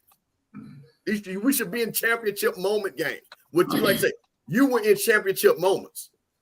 So again, the way it laid out, but again, we never die. You got the games that you got to play against Jack State. Those were classics. Those were hard hit. Alabama State. But guess what? Nobody in the SWAC beat us other than Jackson State during your time. Nobody else. Nobody in the big game. I want to finish this. Obviously we know how this drive ends, but a couple other things that I noticed here, again, just to recall in case we forgot, just to add more misery into the tea that we're all drinking and the water bottles that y'all are sipping on. After the 4th and 3, which the offsides results in a first down, so it's 1st and 10 on the Bethune 42. James Gardner comes up with a 2-yard loss. Now it's 2nd down and 12. Bethune calls another timeout, right? All right, coming out of the timeout, you know how this goes. 2nd and 12 on the 45. They catch a short pass to the right, gain of 4, 3rd and 8, incomplete pass to Shaw, which then brings us to a timeout with 4th and 8 on the FAMU 41. And then it happens. I'm gonna pause right here. Well, let me do this because Keith, I don't have the graphic for you did the what's the segment when we start doing the video highlights. What you see is what you get. Oh yeah. Yeah, I don't have the cool Keith Hadley graphics there to see what you get. But what we do have to join the show now, we got a coach's perspective, and I guess we can start from the last play and work our way back, or we can start from any number of plays. But I think it's appropriate to kind of start with the last play and get a coach's perspective. So joining us is Mr. Campbell's co-host on the Coach's Corner. Let's welcome in none other than Coach Johnny Cole, SWAC and SIC Coach of the Year. Coach Cole, how you doing tonight? Good. Can you hear me? We Yes, got sir. you. We can't see you, Coach. Oh, y'all can't see me. You know, but we got the audio though. I got you. I got you. Oh, I gotta make sure I got everything intact. There you go. There you go. All right. There he is. Welcome. Thanks for joining us tonight, Coach. How you doing tonight? Man, I can't complain. I'm doing great. You know, as usual. You know, teaching and reffing and staying busy, and Mr. Campbell keep me busy. He keeps me in the game, so I'm glad to come out. I really feel like I'm in a snake pit with all these rattlers up in here. You are. We don't bite. We don't bite because you in the teaching. You in the teaching. This is we got educators and coaches. So this is a teaching lab. So it's all good right now. Yeah. Oh, well, I teach as well. Exactly. That's what y'all coaches. That's what coaches do. Coaches are teachers. Yeah. So all right, we're gonna go to the play that'll live in infamy. I asked this question in the history of the Florida Classic in our era. Does this now become? Kelvin said it's not quite one, but it's pretty damn close. It was a great game though. It's one of the best classics. Is that what you're asking? Well, in terms of memorable closing moments, Kelvin pointed out. What was Kelvin? You said the 2010. The 2010 when Bethune-Cookman, that was coach for the BCU unbeaten team. We got a share of the title. I think we kicked the field goal in the last few seconds to win that game. And that was when Brian Jenkins was over there. Huh? Yeah, that was Brian Jenkins' first year. Correct. Yeah. All right, so let's go to the play here. All right, we're gonna go to the play. Let me see how many wide this will go here. All right, there we go. So everybody's down low. We're going to the play. Hey, Brian, Brian, freeze just 1 second. Freeze just 1 second. So, gotcha. And I wanted, Coach, tell her what you said. What defense and what do you see right here? Because I think this is very important. Before Brian starts, what defense does it look like we're in? Well, it looks like you're in some type of two. But one of the issues is if you go to the bottom corner, if it's a two shell or just a two zone, he should be outside that wide receiver, not inside. I mean, to me, that was a giveaway there. I mean, off the ball, if the quarterback just take it and shoot the ball to the sideline, there's no way that safety can come off that hash and get it. And that corner don't know what that guy's doing. So if it's two shell, that guy should be outside. Hey, Coach, would you say that looked like a cover 3 cloud? Yeah, it would look more of it could be what we call quarter halves. What is that? They're playing half to the field, all right, and quarters to the boundary. Meaning, if you see that linebacker up on the slot receiver there, it's like he's running to the flat. If he's going through the flat, it means you getting cover 3 on your sideline and 2. And they call that quarter halves. You'll have this safety to the field in between the hash and the numbers. You're gonna have that safety there, and that corner should be belling like hell. Because I wanna say this can't be cover 4 because that safety is too far into the hash for him to be reading number 2 for it to be cover 4. Yeah, too far into the hash. And if it's 2 the corner, even if it's 2, let's say it's 2 cover 2 zone. That corner is reading number 2's release. Once number 2, they both went vertical. So that means now he's got to stay outside of that guy and push everything inside. But then number 2 sits and run the dig route or little end. Then he's got to get out of there. He's got to get out of there. I got a question, Coach. Just Yes. Looking at the onset at the line of scrimmage, I had a question as far as would you send 4 down linemen or just send 3 and have that extra guy stay in coverage and maybe have one of your linebackers, if not both of them, kind of run a zone or like a zone spy situation there? I would send 3 and cover. Why should I cover? It's 20 seconds left in the game. I don't care about the first down. I want to Right. go ahead on and tackle you, get you down. Now you got to run back up to the line of scrimmage. So I would have sent 3 and put more in coverage. But, you know, I've talked to guys all over this country about this last play. And, you know, like most of them say, I'm not trying to fool you. I'm going to go and put nickel or dime in the game off the rip. Right. And we're going to keep everything in front of us and we're going to run up and make tackles. You know, so off the rip, I'm going to do that. I heard earlier you guys said that Bethune-Cookman had called a couple timeouts before this play. Yes, there was. Yes. So I'm glad you said that because this is coming out of the timeout. They called a timeout right going into this fourth. Now, again, I'm glad you said that, Coach, because I was going to mention this. This was 4th and 8. They have a timeout left, and this is coming out of a timeout. And I'm wondering, they only need 8 yards. Is it possible, and I'm thinking this, that if we're playing this defensively to basically keep them in front of us and all Bethune needs is a first down, if Bethune gets anywhere close to the 30, there's 28 seconds left. They still have time to call timeout, and then they're essentially in field goal range where at worst case scenario, they can kick a field goal to tie the game.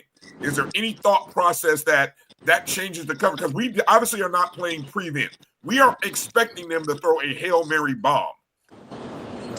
I wouldn't necessarily throw a Hail Mary or get us in field goal situation.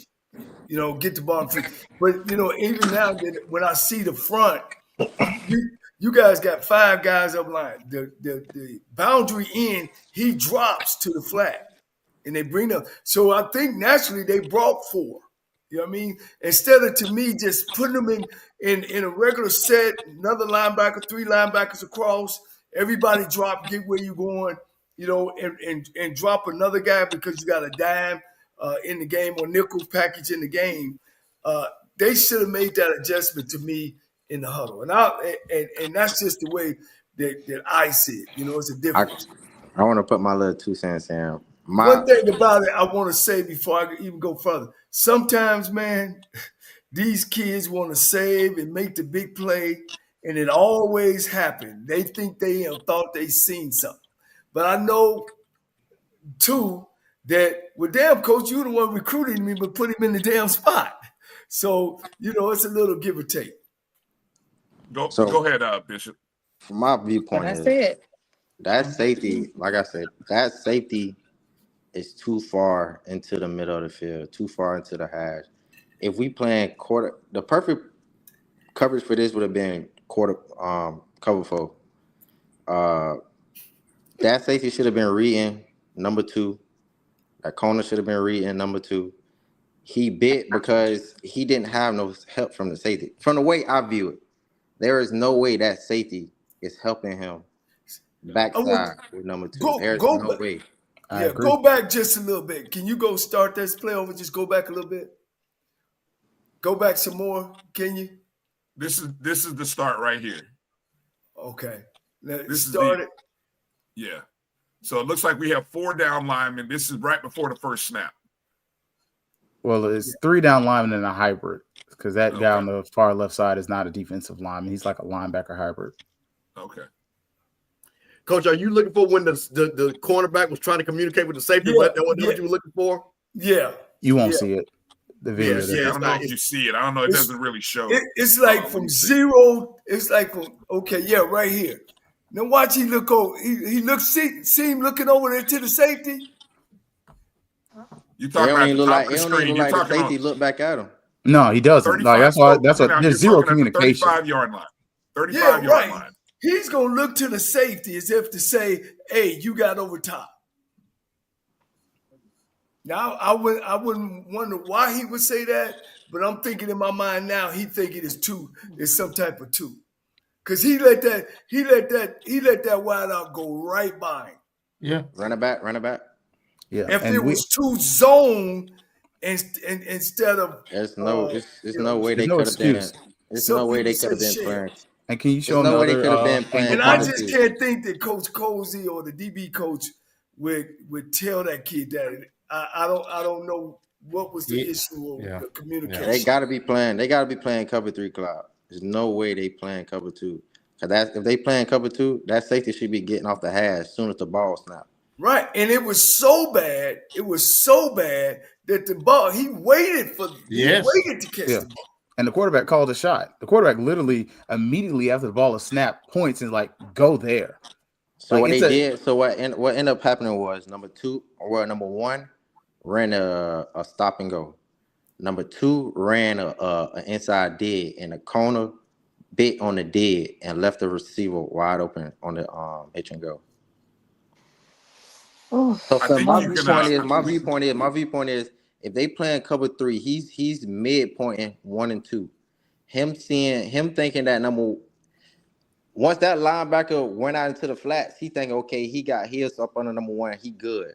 He bit on number 2 running the dead because he did not have help from the safety. He's supposed to be midpointing 1 and 2, so he bit on number 2.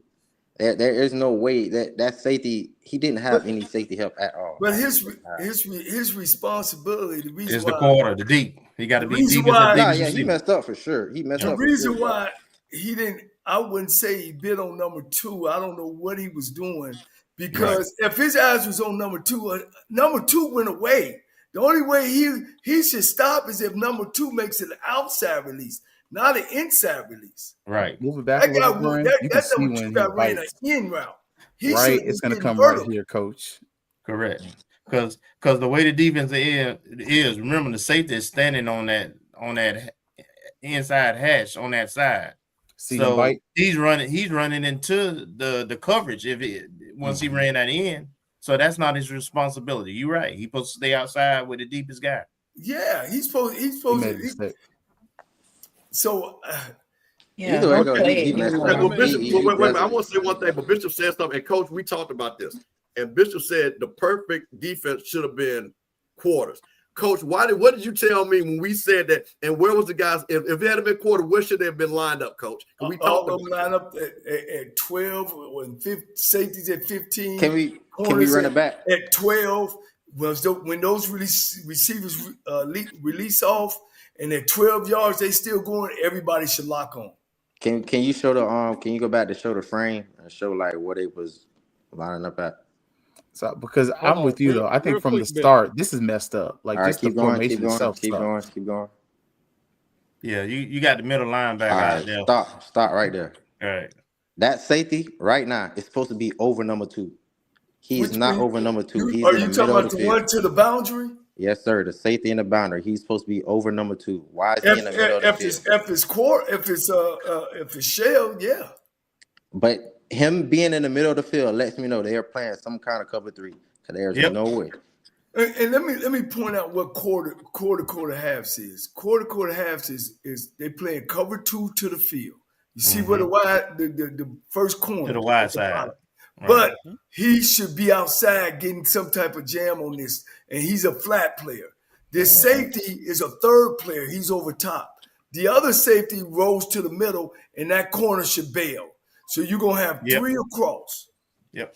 You're going to have 3 across. Because the linebacker goes, the linebacker up top goes to the flat. He's a flat player. Yep. Which is what he did. He went to the flat. And there's no way that corner looking at that guy run flat that he thinking in his mind, let this guy run behind me. So it's got to be something between this safety and that. So look, so it already Bishop, look. So we got the middle linebacker. He goes straight to the field. So in his mind, in the cornerback mind, there's nobody in the middle of the field. He's still wrong at the end of the day. He's still wrong. He's supposed to be deepest of the deepest. Deepest at the end of the day. The safety, you got the safety. You still got safety on the hash. What you mean? There's nobody in the middle of the field. So keep running, run the play a little bit. What? Stop. Damn, run it back just a little bit. Run it back. Keep going. All right, now run it.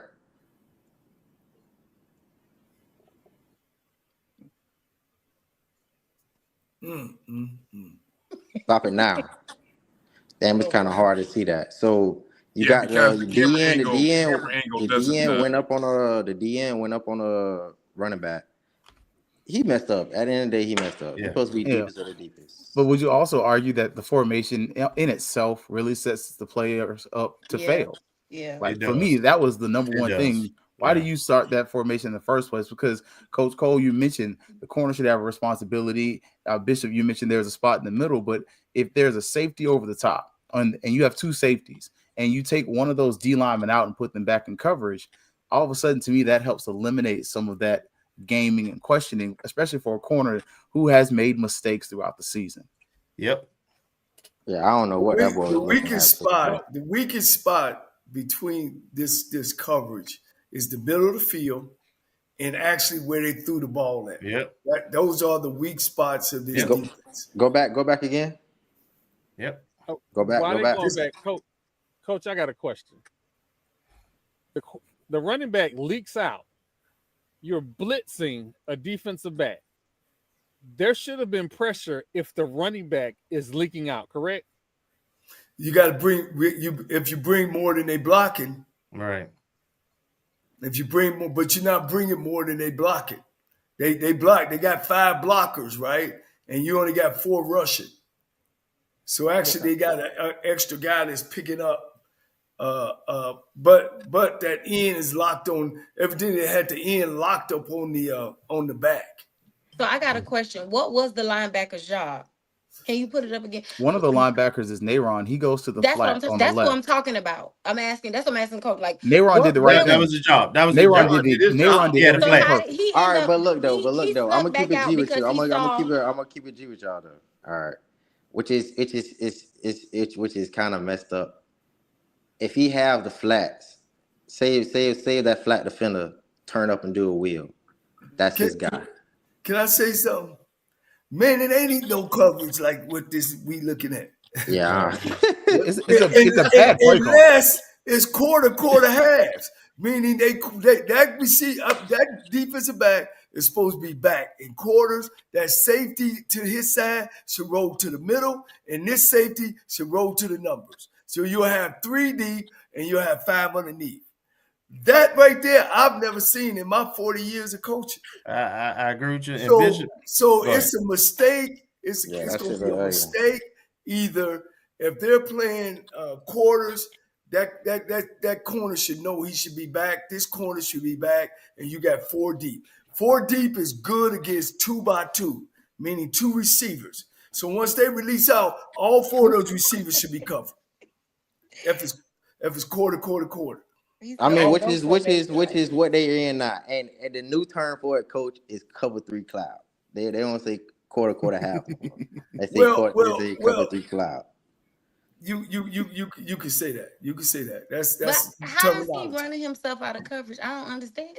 That's not true. I thought that Nayron went back because he saw he leaked out the number 2. Nayron's job is to cover the curls. Which is he ran a hitch, he thought he ran a hitch and he was under that, but he ended up running a hitch and go. So at the end of the day, the cornerback is supposed to be deepest of the deepest. He's not supposed to let anybody get behind him. I know that. That's if it's quarters, but if it ain't quarters, and it's something else, I don't know what made that kid not get back. And why would you put a linebacker on a receiver like that? Well, that's what I'm asking. Nobody's answering that question. That's where I was going to go with That's Bishop. what I'm asking. Bishop, you played some slot. It was a zone. A zone. He has a zone. He doesn't have a man. Exactly. He has a specific area on the field. Agreed. He ran to his area on the field and covered that area. Mm-hmm. The guy stopped and kept going.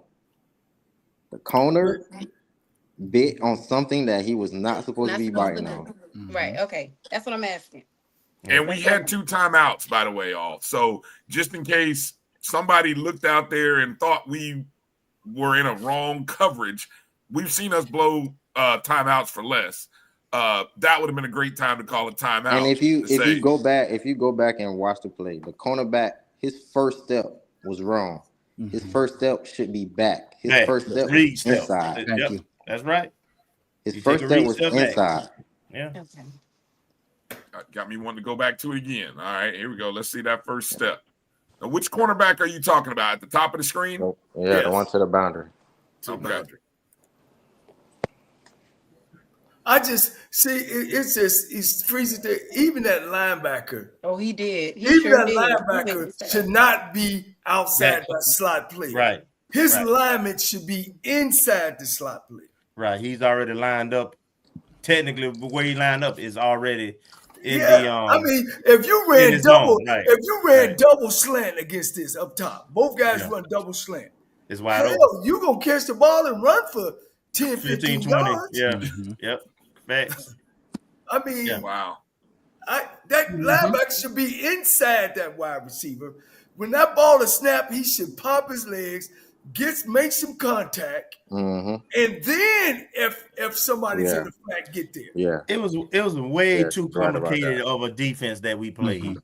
It Yes. was just You keep y'all it simple, see if you- stupid. That was complicated what we did defensively If you on that play. you can see right there, Freezer. If that inside slot guy runs a slant, who catches it? Oh, Right. so now you know. And the that's safety. what I was thinking. Safety That's what does. I was thinking, that the cornerback kind of bit on the inside a little bit, which is wrong. But that's I was thinking why he kind of bit in on a slot guy. His read, if they're in quarters, is look at his release. If his release is across the field, his eyes go to the receiver. I know that's what But he's it supposed to ain't. do. This guy I is know that's what going he's vertical. supposed to do. He's going vertical, and he should be back. Mhm. But Brian, I want to make a point that you said, and I think is just a microcosm. We have called timeout for less. And my thing is, when coach, and again, Bishop did the same thing. If first of all, we came out of a timeout, guys. Understand that. You had the perfect So picture. everybody should know what we're doing. Okay, let's start there. The call is not on the fly. A timeout was called. To your Stop it point, right there. Brian, when coach and the thing, this is one time when we have coaches and players on here. Coach, the first thing coach said, Campbell, that guy doesn't know it. So I'm calling another to Brian, your point, because I don't think you guys know what we're about to call. Because at this stage, the timeout doesn't matter. I think the linebackers lined up wrong too. I think the linebackers should be that's where I lined was up gonna in go. depth, Inside. like the field linebacker. Mhm. You see At what the least, field at least by the linebacker- hash, right? Yep. Yeah, he should be at least by the hash. You That's why I take said I away didn't like the formation, you take away period. the inside. Mm-hmm. This is sad. I got the And if you look at the picture now, number 2, the inside guy got a free release. Nobody, which is coach saying he should be lined up inside of him. Nobody put hands on him. The guy got a free release. But So we're if not you look playing at the man. cornerback, if you Yep, look he's at the coming up cornerback already. now, Yep. if you look at the cornerback now, right now he's called what they call midpointing. He's Yep. trying to read 1 and 2 at the same time. He's trying to read both guys. And if you keep going, you know what that's saying to me, and you kind of right, is that he's in some type of 3 coverage. that's why I say cover 3 cloud. So if you keep going a little bit, longer, keep going a It's a little bit. touchdown right here. Stop. He's beat. But the problem is, regardless of which coverage it was, he's beat by both guys right now at this point. He's flat-footed and he's moving forward while they running toward him. Yep. He don't allow them to get too close, and he ain't even in his backpedal. He ain't even dropped his hips yet. Yep. Man. And you got cute by dropping a linebacker, whatever, in coverage too. Like y'all are pointing out, the play is too bleeping complicated. Like, It is. as Kelvin said, keep it simple, stupid. Like, and the crazy part is you have people who played football, coach football from high school to college level that are all saying the same blessed thing. That one, the formation was trash. Secondly, the execution was trash. And then the end result is trash. So what do you get? You put trash on top of trash and on top of trash, and you get more trash, what ultimately ends up in a failure. Like, it's garbage, man. Like, and it's so crazy that you're not even an armchair. I'm pretty sure most people in the stadium saw it. And even Cozy said he dropped to a knee when he saw the play going on. Like, bro, it doesn't make sense. Simplify your game so that the players And can you put saying back. you guys had timeouts left? Yes. Then somebody from up top should have done that and called downstairs and say, we lined up wrong. We need a timeout. But defense coordinator's on the field. And the defensive play caller. Well, I see we've dissected this, the secondary and all that. I just can't get past how the quarterback had time to be a air traffic controller. I mean, I understand that though. We only all he wanted to. Like Coach said, we only had 4 rushes on 5. This Right. man had time to survey the field and go deep like he's playing backyard football. Yes. And waited for him to get there. He also waited for him to get there. But 4 on 5, and out of that 4, only 2 were true defensive ends. The other 2 are really hybrids. So that's another thing where go back and look at that left tackle. That left tackle is doing the same thing every left tackle's done to FAMU. Own whoever blitzes. Like I'm sorry, that's a 200 and some pound man going against a 300-pound man. You're not supposed to win that fight. Roster construction. And then it was a delayed blitz.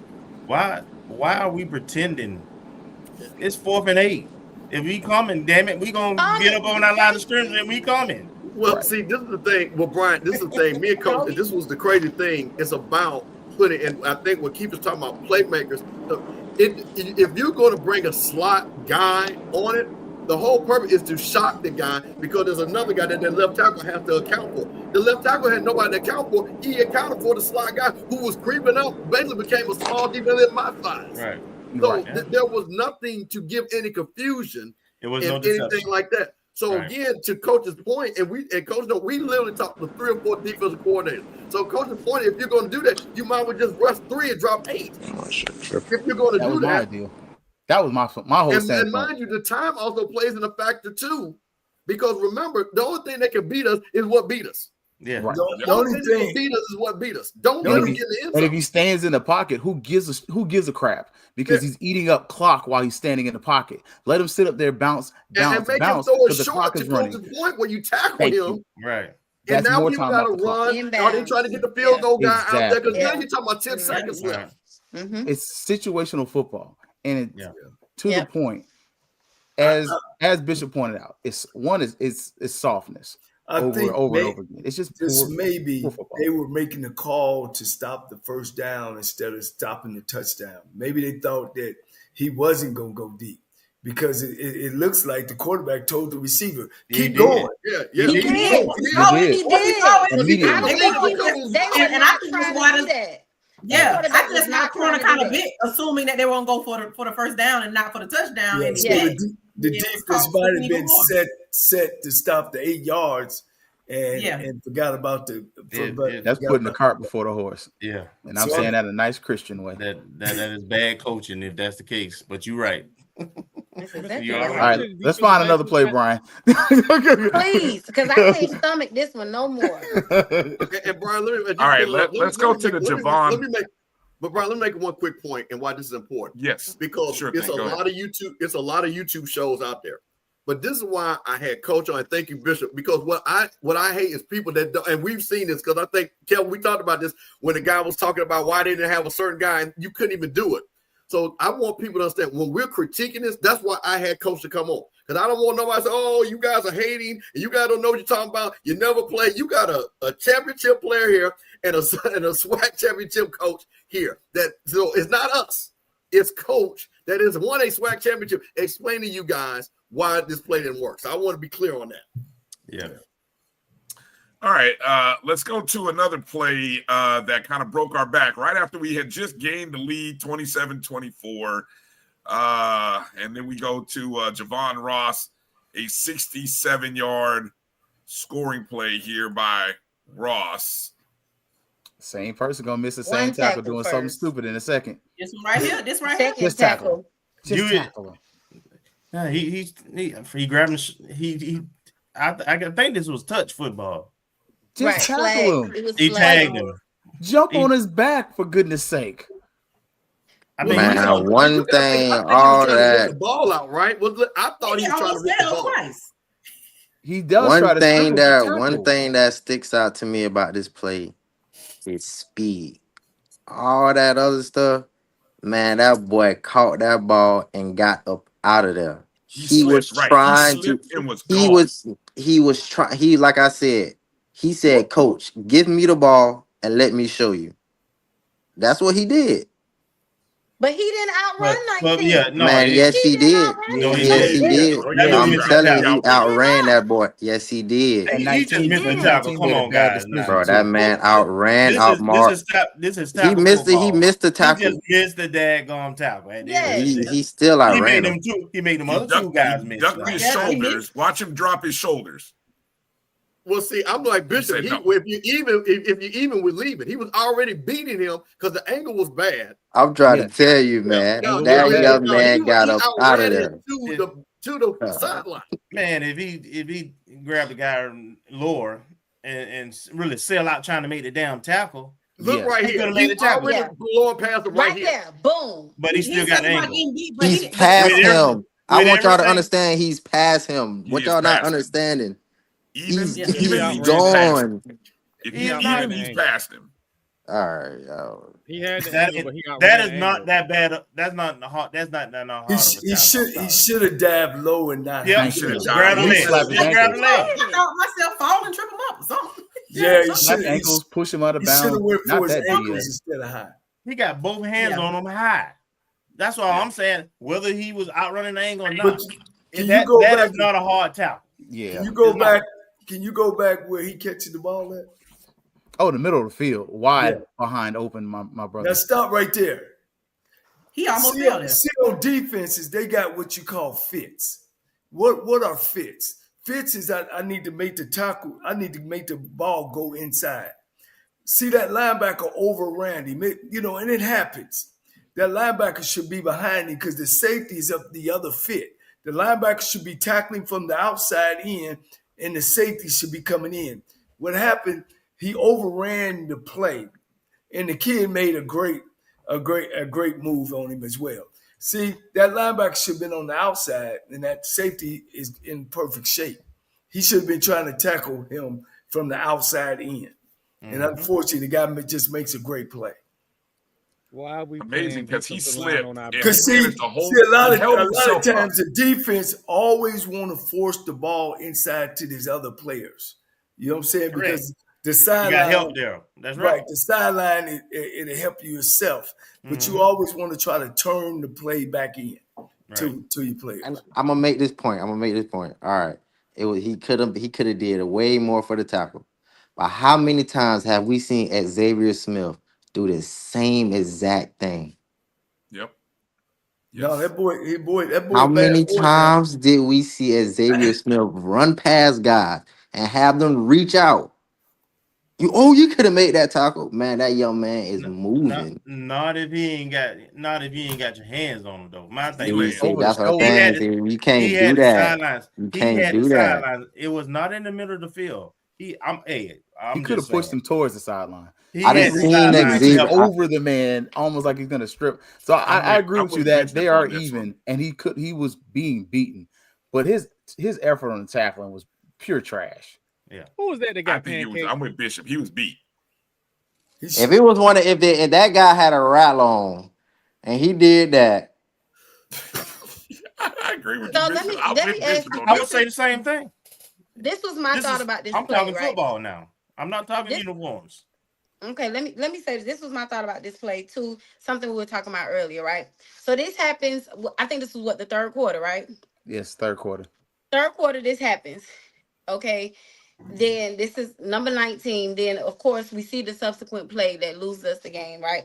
Early That was on in the game. No, this is fourth quarter, Tasha. This Yeah, the fourth play quarter? That's occurred after we right went to the after we lead. had just Oh, that's right. we had We had just just grabbed to the the lead. Okay. 27-24, just grabbed the lead, scored 18 straight points.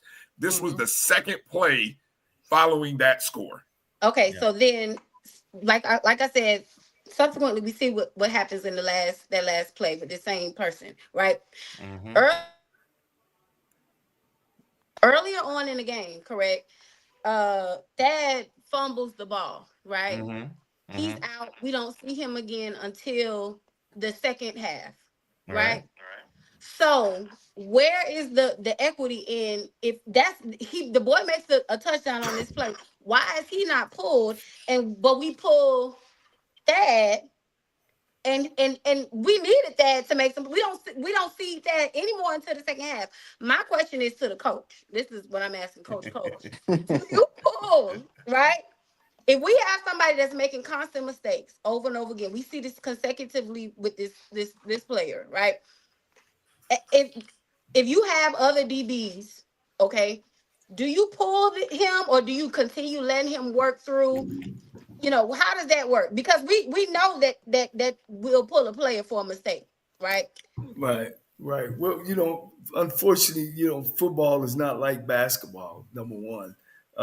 Number two is when you're in the FCS, your second player might be like a Division III player. I don't know the personnel there, and that particular play, I just think that wide receiver, who everybody on this show knows, he's done that all year, and I just think he made a great play.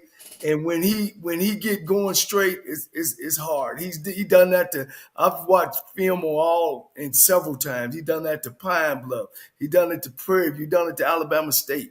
I mean, he's just that dynamic of a player.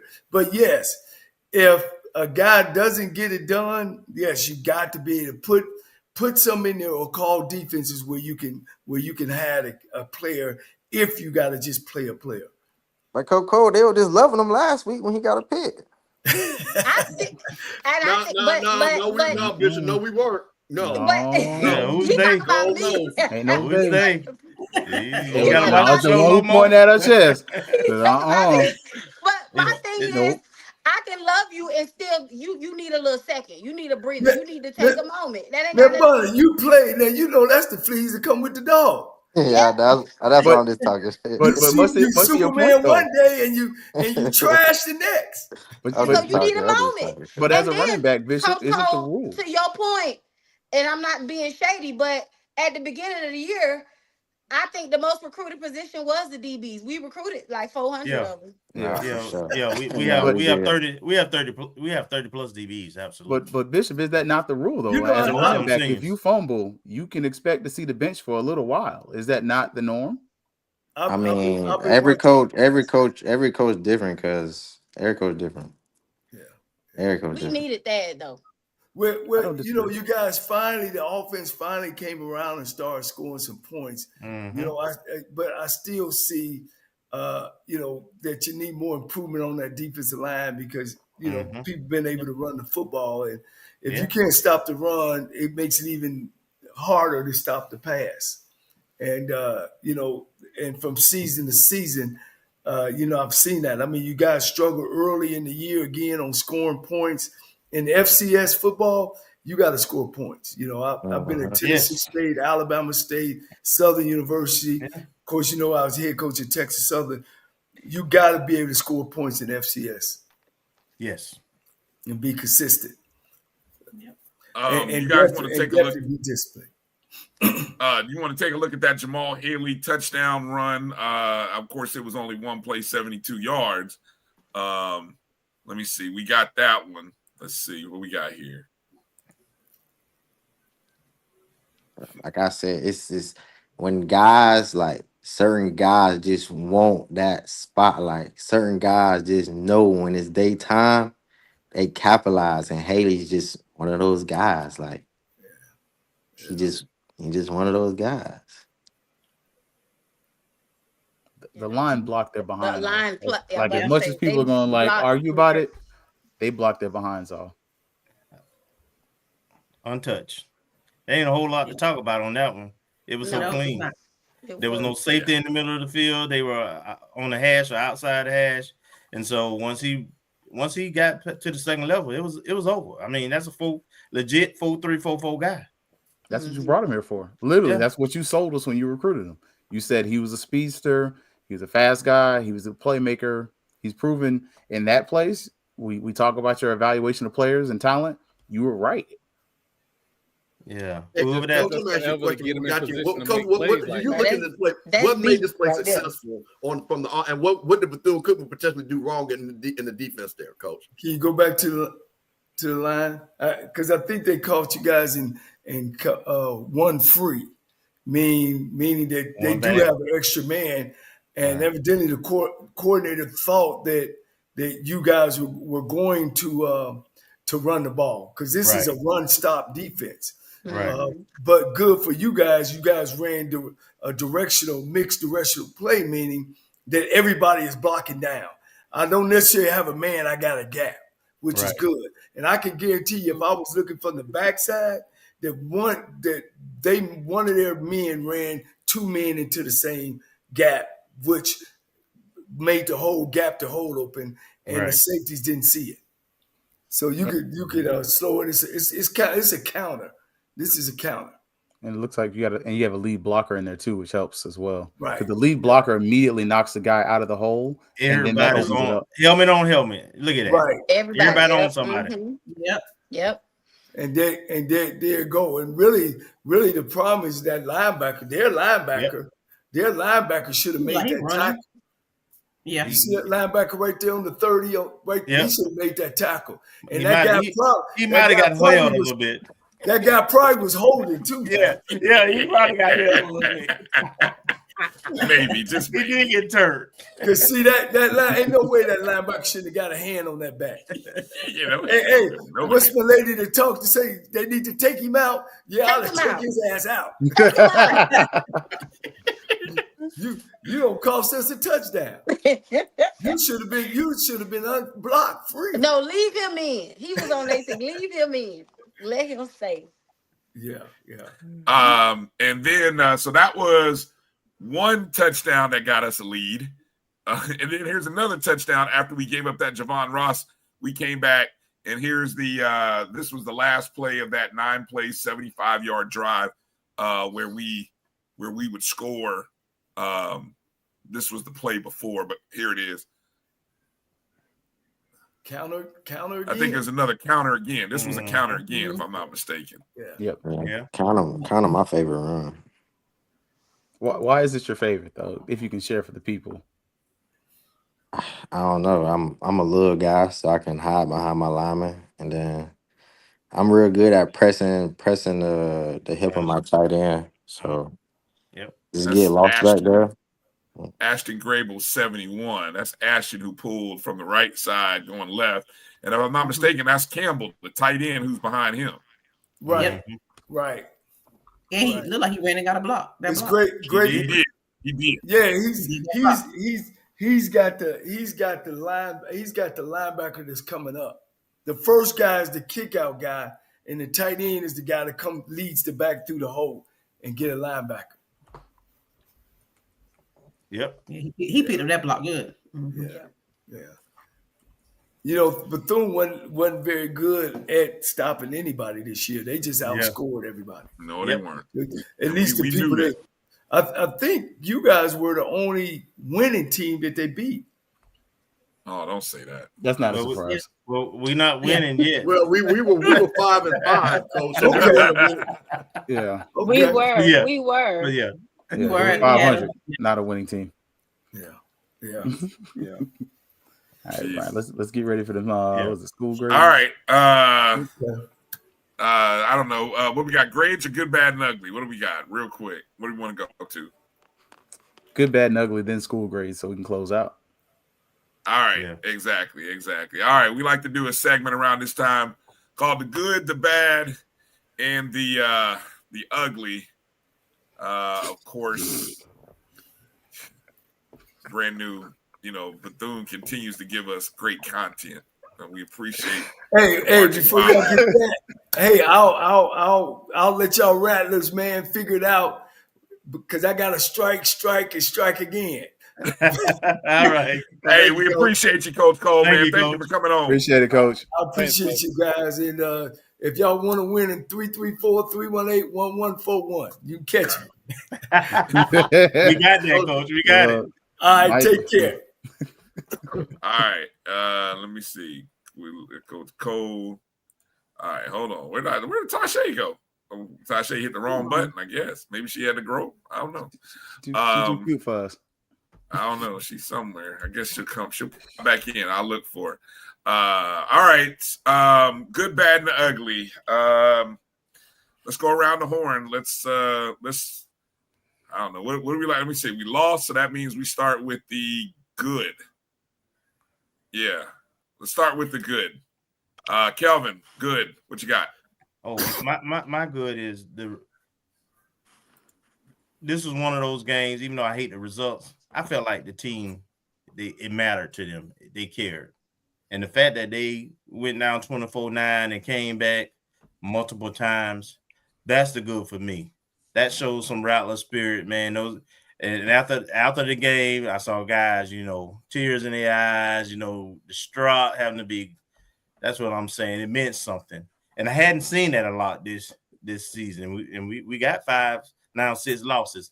So their reaction to at the adversity of the game, and to put us in position to win in spite of that adversity, that's the good for me. The good for me, I'll go with the performance of Franklin and Haley today. I thought combined, Thad was 11 carries, 118 net yards, 1 touchdown. Haley was 6 carries, 78 yards. I mean, those were chunks. 25 total carries from the rushing position, 195 net, 2 touchdowns. I don't know. That was the good for me. What you got, Keith? Good.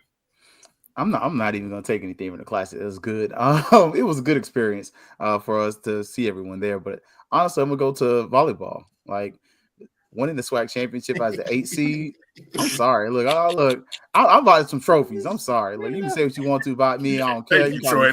This just went left. I don't give a poop about nothing but the tie. Blitz fam, you blitz. But it's the SWAC champions. That's what I need. Because right now with this football team, you got us asking and answering unnecessary questions. Somebody getting fired. Somebody going to be the next up. Like it's the volleyball team. That's my good. All right, Mr. Campbell, what's good? What you got? Well, I'm going to do like they tell you to answer one, but I'm going to give 2. I'm not a big band guy, but I did watch the halftime. I think the Marching 100 totally showed out against Bethune-Cookman. Like, I'm not a big band guy, but I was really impressed. But the good also, which makes me mad, is the level of explosive plays that I knew this team had the potential that we saw. And again, it was like, where was this at against the Howard game? Where was this at when we were 3-3 against Jack State, where we had the crowd, and if one of those explosive plays, again, we know Jack State would have won, but I'm saying explosive plays turn games around. They do. So when you do that, and that's the thing about it, which again just drives me nuts, it would be different if we just did not have that level of explosive guys on this team. So that's my good. Troy, what's your good? So like Mr. Campbell, I got more than one. I'm gonna start with the easy one, and I'm gonna work my way down. First, having an SID that responds to emails, I love that. That is amazing. There you go. We were able to cover the classic for the first time because we had a working SID. Number 2, Dennis Driscoll. Shout out Dennis. Yeah, so. shout out Dennis. He bailed me out. Number 2, RJ, man. I have been critical of RJ, and he has progressed. He's grown. Mm-hmm. Mm-hmm. And for anybody not to see that is crazy. Number 3, to the people who govern the press box, thank you for not throwing me out. You was all right. So you were that guy? No, somebody was telling me. I had to go down the hall. To celebrate the touchdown. Troy was I heard somebody was coaching in the press box.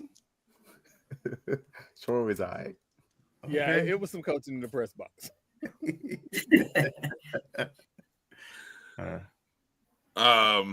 Ashley, what was good? So 2 things stood out to me, maybe 1.5, because Kelvin already said it about like the resolve of the team. They just had some fight in them, which we've seen at times throughout the season. But they really had some fight in them, and being down is at the half at the amount that they literally held on and held them and scored points. I love the fight even with the adversity. But my true good is that it felt like to me that Baby Birds had like a coming out party almost. This game, which we've seen him make plays here and there.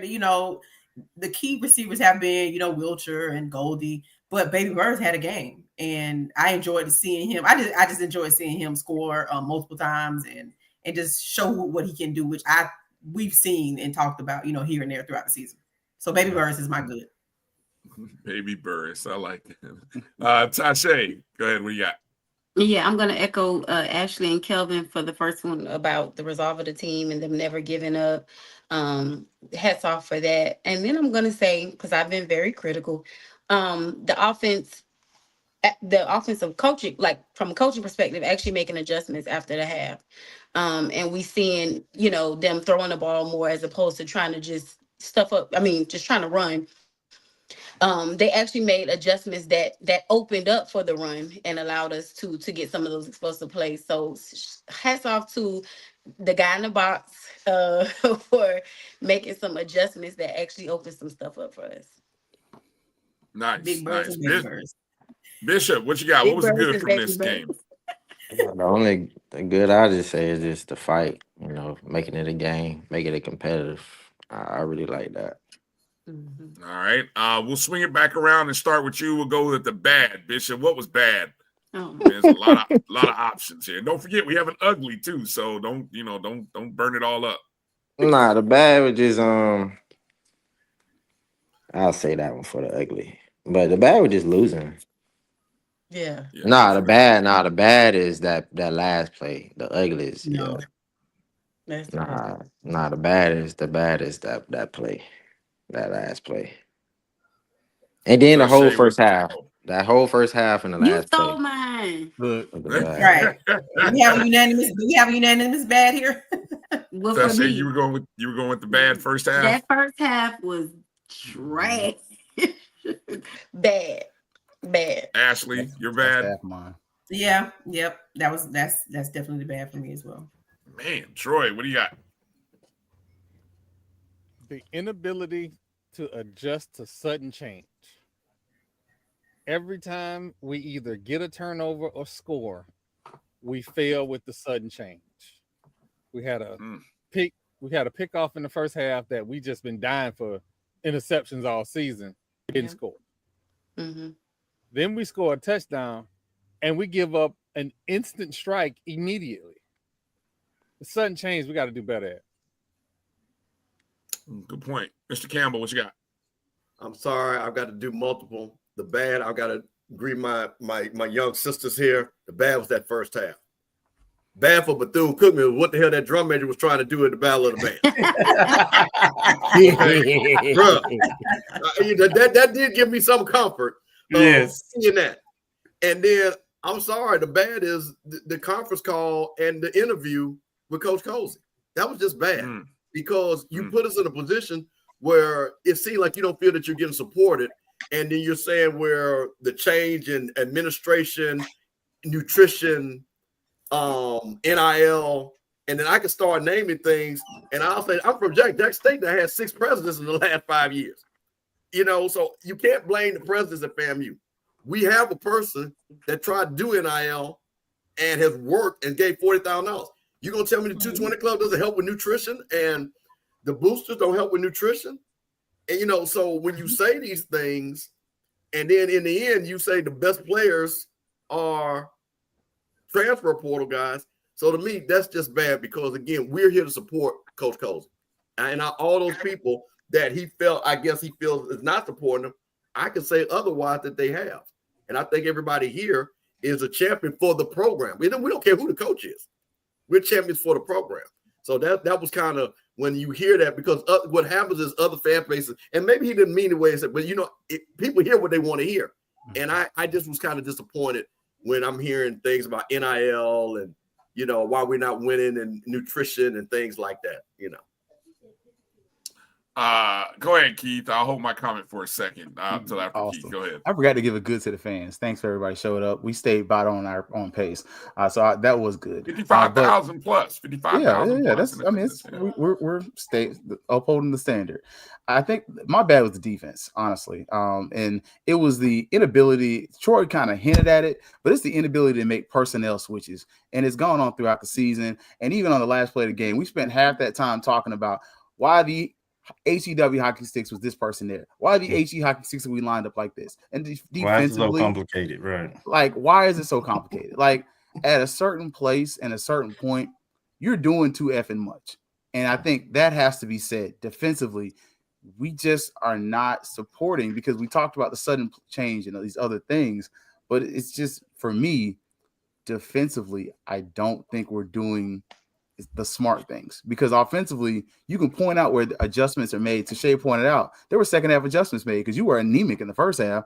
Then second half you look solid. So for me, it's the defense is a bad, and it's something that I don't see a lot of improvement on, especially when you, the coach, in the first morning post game, I talk about the number of seniors in the secondary, and it's like, this don't make sense. This don't make sense. Well, if they're that experienced, one, why are they still making the same mistakes? But two, why are the HEW hockey sticks are they still out there?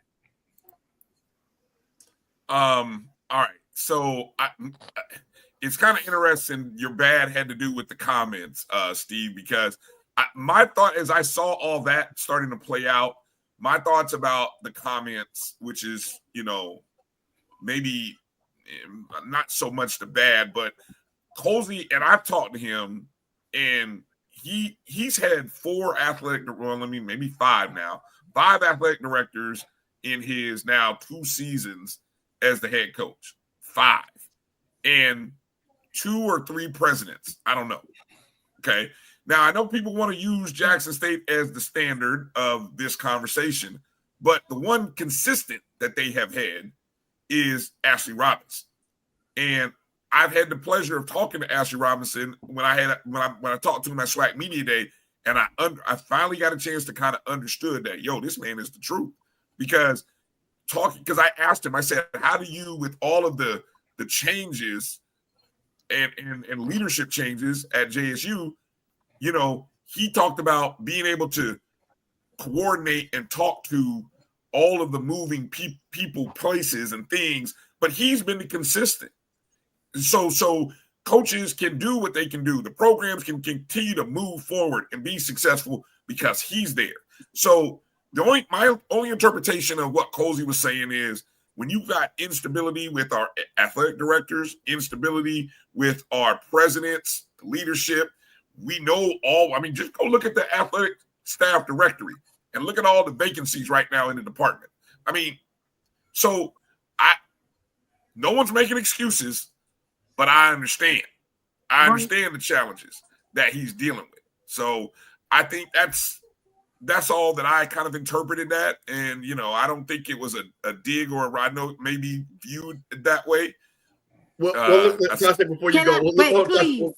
Please, let me just say this. Go ahead. But volleyball, but softball, but golf. People are winning championships with that same instability. But women. Okay. That's all I'm saying. But Brian, my only thing is, but Brian, here's the thing. While he's been here, he has not been in the main seat. Okay, nor was he the assistant. So he's only had 2 athletic directors. Him, one of those athletic directors. 4. No, I'm talking about him as the head coach. Yeah, 4. He started with Tiffany. Then it went to Michael Smith and Angela. Then it went to Angela. Then it went to Travis. Don't forget Travis. And now Michael Smith. Okay, I'll give you that. Well, let me say this. One of those athletic directors made sure the whole staff got a raise. Angela. Oh, for sure. So No doubt. To help you get people to retain. And last I checked, no matter how many athletic directors, NIL is not controlled by the athletic director. And I know the 220 club is not controlled by the athletic director. The boosters are not controlled by the athletic director. Okay, so I'm talking about things. So to your point, and this is the reason why I pointed to Jack State, the things that we can control. And I think the 220 club does a hell of a job. Yes, they do. You know what I mean? Supporting that. I think the booster club. I see the picture of the new nutrition program. You know what I'm saying? So my thing is, and let me say this, is again, while you might feel that, the better thing is to say, I'm the coach. I'm going to play the hand I'm dealt. And I appreciate everything. And if you can even help us even more with nutrition. That's a good point. With NIL, with this, then we can be a championship team. And so all I'm saying is the thing, sometimes, as they say in the great words of my coach, self-inflicted.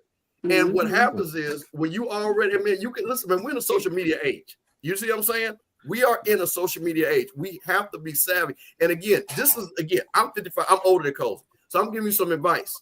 Measure twice because you can only cut once. Because if I feel, and I'm saying this again, I'm not a rich person.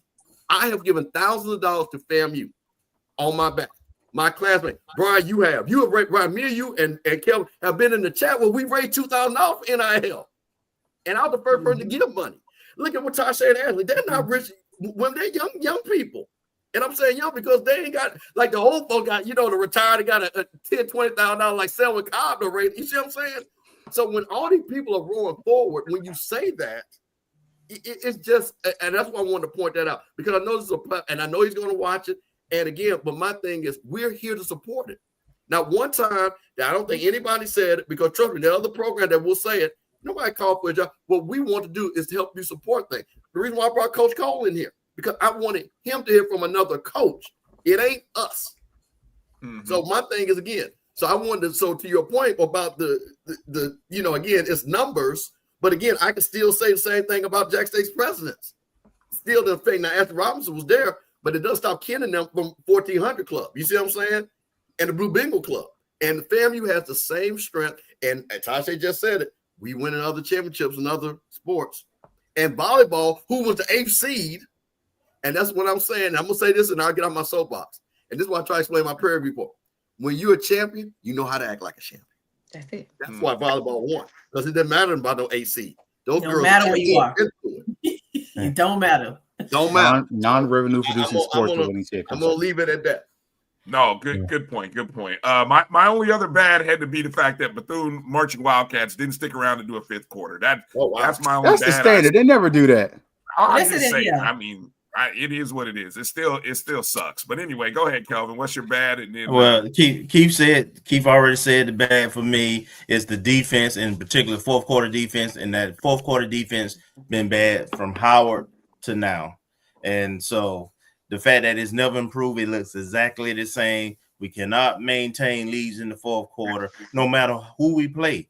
We played Alabama A&M, who had a bad offense. They still put up multiple touchdowns.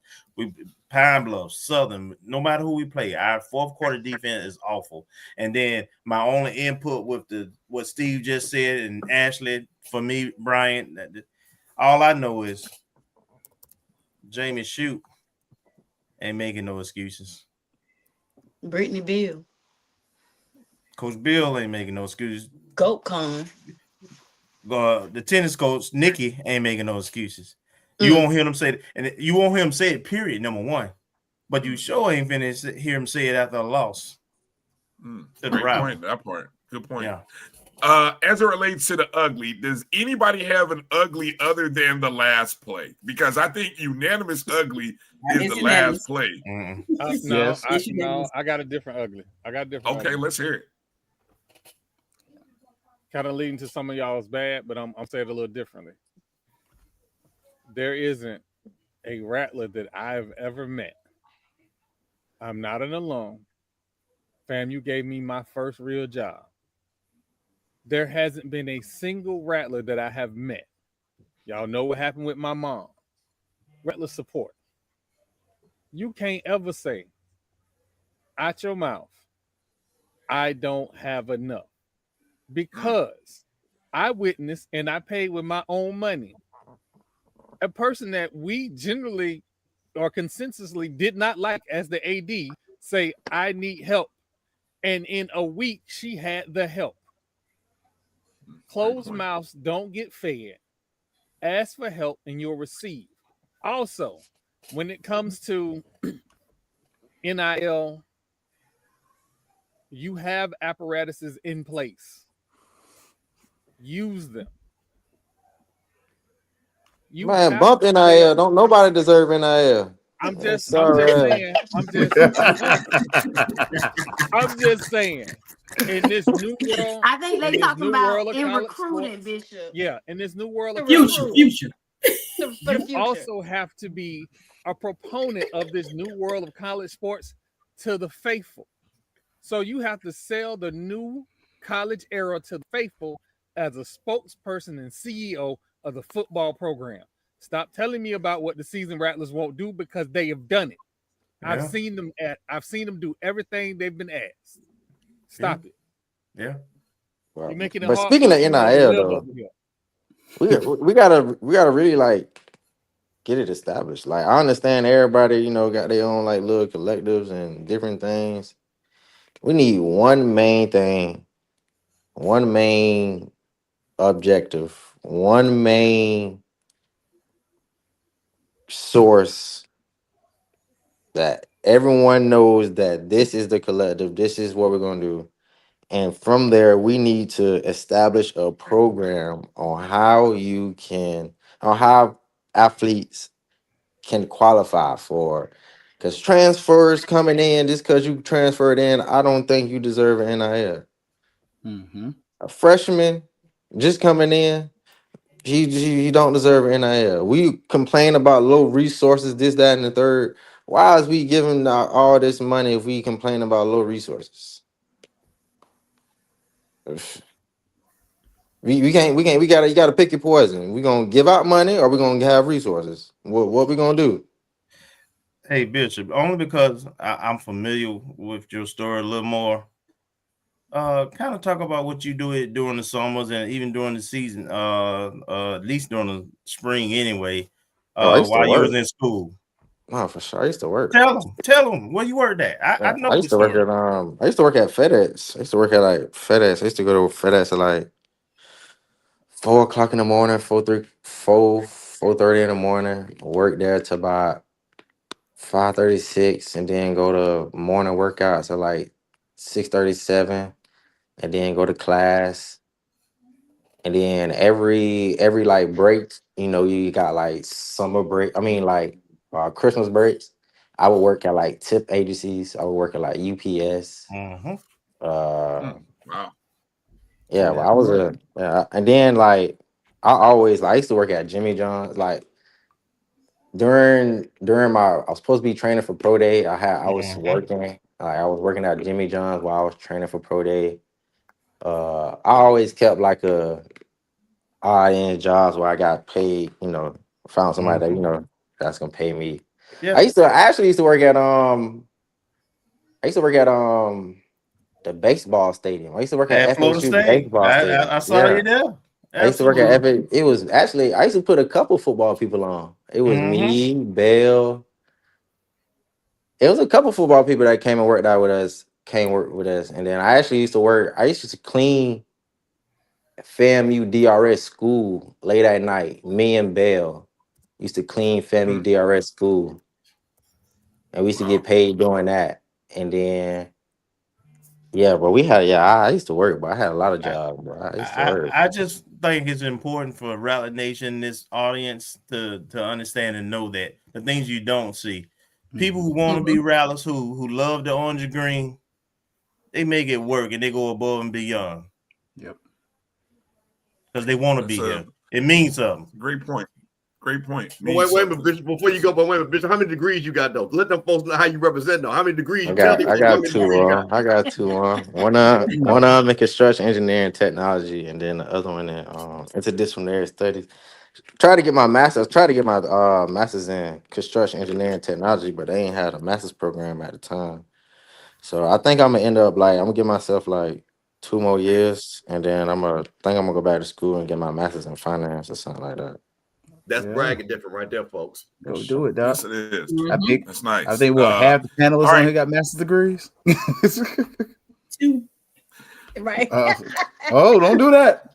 I got 3 degrees. And one thing I can say, family taught me though, boy, it's like, well, you gotta go out and go get it, like, bro, like, I forgot who was the. It didn't been times I done went to like the head academic person to like go and like, hey man, I need some codes to get me in. They like, oh yeah, I'm gonna get this. I'm gonna make sure you're right. I had a lady in financial aid, Miss Keevy. I used to love Miss Keevy. Miss Keevy find a way to give me some bread. Yeah, but you gotta find a way for sure. Who Dr. Jackson at FAMU in history? Look, hey Doc, I got a baby on the way. I got to get the hell up out of here. I got to take care of this kid. Hey, Miss Dawson and Black Archives. Miss Dawson, hey, I know your daddy. Your daddy built some of the stuff in the Black Archives. To this day, you can go to Black Archives. My dad built some of that stuff in there. Like you work around there, man. Like you learn real quick at FAMU. Like, don't be afraid to drop a name. My aunt's her picture's still in the English department. Dr. Clara Hadley, graduated from Florida State. My uncle's in another, Fred Hadley. My cousin Fredera. Y'all know Fredera. Y'all see her everywhere. Like, don't be afraid to like walk around campus and like you gotta work though. Like FAMU is not a place for the weak. Like that thing behind Mr. Campbell is for real. Like we hard. We're gonna be on your ass. I'm gonna say it straight up because somebody was on mine. And FAMU ain't for the weak. And if you coming around here expecting to be handed to you, it's not gonna happen. Like it's a whole haze. We don't haze, but it's a haze. And I hate to say that, but it's the truth. Like FAMU gonna make you work. I went to church. I never forget Lois Bell went to my church. The deacon's wife. I was late to class. That lady knew me. Guess what? She locked me out. Then I saw her Bible study. I said, "You locked me out." She said, "I can't treat you like nobody else. I gotta treat you like everybody else." Like FAMU's like that. We love you. We're gonna love you hard. Yeah, it's crazy you say that. My favorite professor ended up being a professor that locked me out his final my freshman year. Yeah. He failed me too. He didn't give me an F. He gave me a D. But I ended up taking his class again, and he ended up being one of my favorite teachers for real. Same. Titus Brown did me the same way, but he sat there and taught me how to write and told me everything I did wrong. When I retook his class, I did exactly what he told me. All right, let's go through grades. Let's close the show out with our grades. We like to do grades where we go special teams, offense, defense, and then coaching. So we'll start with special teams. We'll go around the horn as we are on the screen. So we'll start with you, Kelvin. Special teams. Let's just go around the horn. Let's give them. Let's go. I'm grading on a bit of a curve because they really should get a C, but I'm gonna give them a B minus only because we missed extra point, and we were like a shoestring tackle away from giving up a couple of returns, but we managed to tackle them at a 35-40 because I told y'all we shouldn't have kicked in them all game. Ross and and Higgins and all. Yeah, everybody as Bishop said, those guys are dangerous. They got speed. We had no business kicking to them. So, but you know what they did? Because they had all those dynamic running backs, they basically put the two other running backs as the up backs. So that way, in the first and they pitched it back to Higgins. He almost broke it. And then that's when we realized, oh hell, we might as well just start kicking it. I don't know why we weren't kicking it into the end zone from the jump. That's why. Here's the question: are we like choosing not to kick it in the end zone? Like, is that not the? I don't know if he has the leg right now because it seems like he's injured. Like he's missing field goals and stuff. Our special teams been. I think something's up with that. He didn't miss any field goals. He had to miss extra point, but we missed a field goal the other week. We did. Well, we missed more than one last week. Last week. I don't know what that's what I was saying. Last week. Anyway, my special teams grade. I'll go B minus as well. What you got, Keith? D. I'm sorry. Like. Okay. Yes. No, you call it. Kelvin said it straight up. All this fair catch stuff every time. That's coached. That's aggravating. Yeah, I'm sorry. I'm back to a C. You're right. I forgot all about you that. You missed the extra point. Like that fair catch is You're kicking to the most. We literally watched the video of this man return kicks against Jackson State and walk to the end zone. And you still kick it? Nah, man. You getting a D from me.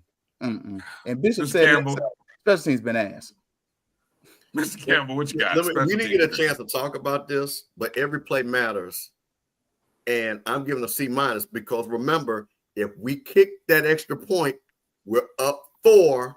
The defense is totally different. We don't have to worry about a field goal, and we keep everything in front of us. People don't understand that extra point probably lost us the game. Because if we're up 4, then we know that they have to score, and your defense and Bishop knows it, and Coach Cole will tell you. Then we really have to worry about anybody in front. You make sure nobody hits the end zone. Correct. With 20 seconds left. So I'm sorry, I got to give them C minus because that right there changed, and we didn't get a chance to really focus on that because we say 1 point, but 1 point was the difference of what cost us really the game or how we even play defense. Yeah. Damn. Go ahead, Troy. Love the way y'all break this stuff down. I'm gonna go back again to the beginning of the season when we got all them 12,000 kickers. and that was supposed to be the strength of the team, I can't give you a passing grade based on that film. I got to give you a D when you have the ability to be A's all season long. I can't do it. Ooh-wee. We have some hard graders. Go ahead, Ashley. 100% agree with Mr. Campbell about the mentality of the defense, knowing that 1 point doesn't sound like a lot when you lose by 6, but in the end, when the situation happens, it does affect the situation. And I was starting out with a C. My initial grade was C, but the more I listen, this is C minus. y'all help me come on with my grade. Yeah, that's it. Tasha, C. I'm Bishop, any grade for the special teams? Yeah, can I give all my grades at once? Like I said, I'm just getting home from work. I gotta. Yeah, man. It's a long time. Go ahead, give us all your grades, and then we'll let you out of here. I know you've been gracious with your time tonight. C minuses all across the board, and then for coaching, a D. All right. Bishop, let people know where they can find you. I know sometimes you're on. I don't know if it's every Thursday you're on with J Peeps, but let people know J where Peeps they can find you. every Tuesday. Rattler Roundup. We go after this last game. We probably gonna hold off for a while and then come back even harder like during the next season. Cause like I said, I just moved to California and I'm still trying to get everything settled in. So like I just moved down here probably like 3 weeks ago. Hey, So what part of California you in, Bishop? I'm in San Diego. Oh yeah, man. Listen, hey, text me after this. My cousin played for the Chargers, lives out there. I got to connect y'all. Marcus McNeil played for the Chargers. That's your new big brother. I'm gonna make sure I make that happen. All right, for sure. I love San Diego. I ain't gonna lie. That's good deal. Nice. I got you covered. I'm gonna put you and Marcus together. I appreciate y'all for sure. All right, Bishop. Hey man, we appreciate your time, man. God bless. Be safe out there. All right. All right. Bishop. Good night. All right. Good stuff. All right.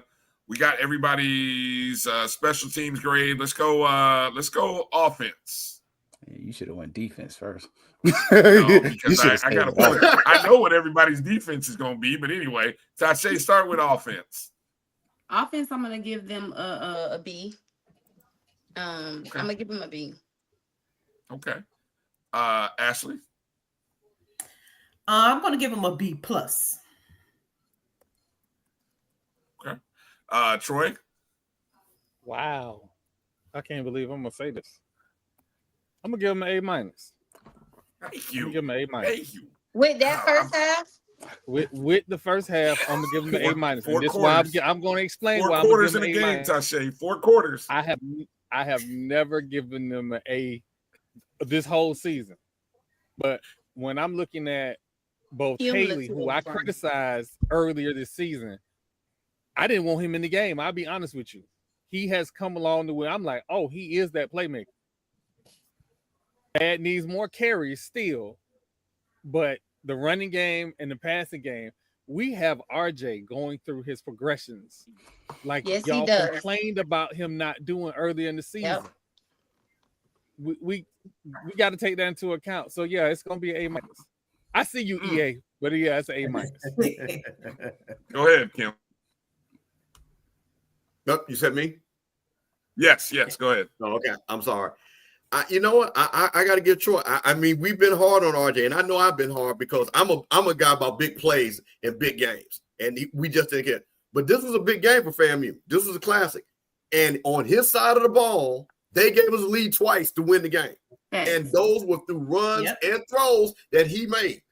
So I got to give him credit because I'm giving that boy hell. Now, do I expect more? Hey man, listen, we had Quinn Gray. You sit in that seat, we won championships. So that's what you expect. But I got to give him credit because 2 back-to-back, as Kelvin say, we gave it back to him. We could have folded right then and there. And he came back to a point where we were up. And with less than was 2 minutes left, Kelvin? Mm-hmm. Yep. Yeah. 2 minutes is on the defense now. So I got to give that young man an offensive beat. Yeah. Okay. All right. Keith, go ahead.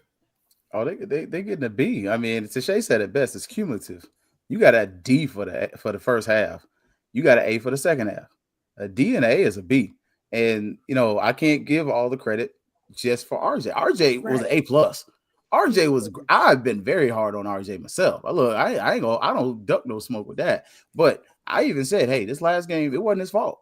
RJ looked solid. The receivers dropped passes again. We had an early first half fumble, but in the second half, it looked like a completely different team. So when I started looking at that, first half was trash. Second half was amazing. I got to give you a B because it's a cumulative grade. There's 4 quarters in a football game, 4 quarters in a school year.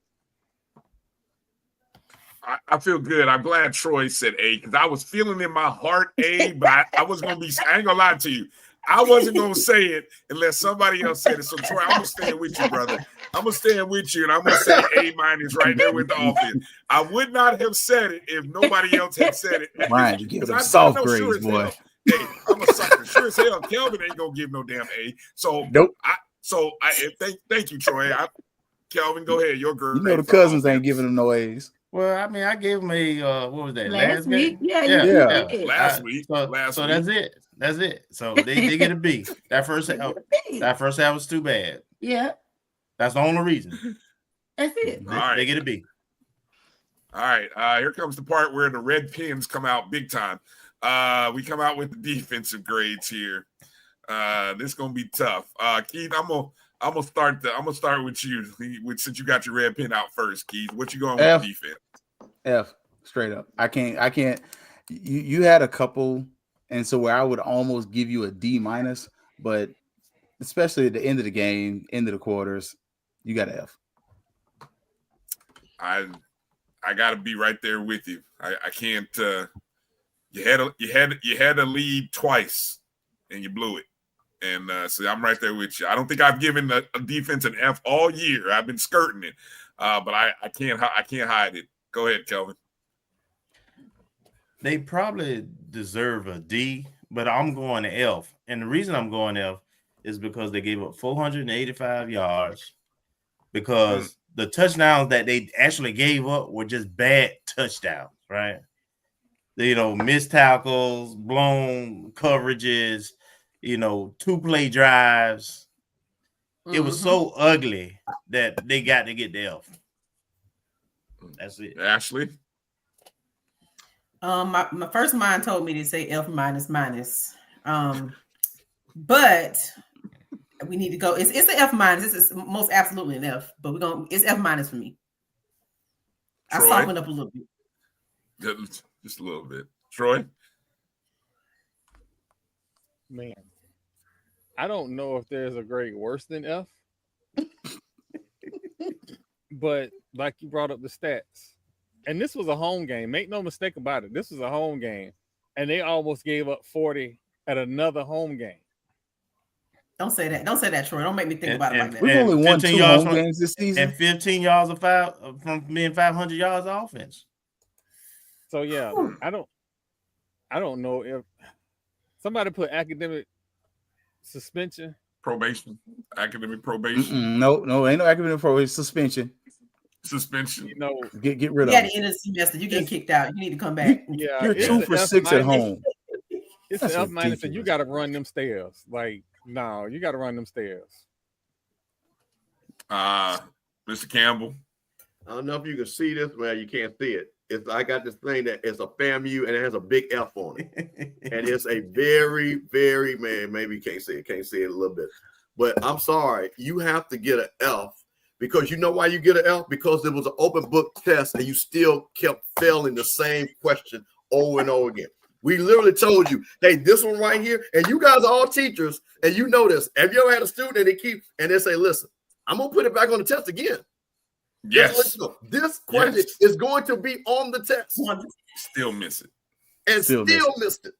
Open notes. Not from the Howard game to this game, 3rd downs and plus, not 3rd and 5s, 3rd and 15 pluses. All right. That have lost every one of these games. And to then at the end, like I say, these beautiful teachers, Brian, all you guys, and then at the end, you didn't even know what to study for at the end because you didn't even look at the manual. I'm sorry, man. You can't. That right there is just unacceptable. I mean, it's just no sugarcoating that because you did the same thing in every game. There's not one game, and I've been on with you guys, Brian. You know, we chit chat back and forth. I've been on here. Tell me one game we have not given up a 3rd and long when it matters. Because I'm telling you, every championship team or even good teams, they've stopped the 3rd when it mattered. I'm talking about now you're going to get that during the course of the game, but I'm talking about when it mattered. From the first game to this game. Sorry. Tashay. Well, last week, you remember I told you guys that this was the final exam, right? I said that the Classic was the final exam. All week, since I've been on the review show, I have been giving the defense a see me after class. See me after class, see me after class, remediation. Well, the final exam came. I can't do it anymore. So not only do you get an F, you get withdrawn and you get an F. You get a WF. And you got to find another professor to go ahead. Because clearly my teaching style is not working. So you need another professor, another teacher. So you get a WF. Defense has to get a withdrawn. Like this didn't even happen. And this year did not even happen. Not a WTF, but just a WF. Withdrawn. You ever seen that? They withdraw. How many times you get a retake class in college before it's like you get a WF. Let's not talk you get a retake and they'll take it out of your GPA and you know. The class never happens. It's a WF. You're withdrawn. I don't want to see you no more either. Notice she said they need a new teacher too. Yeah, because I can't do it. I don't even see y'all. Folks saying they need to go to Cedar.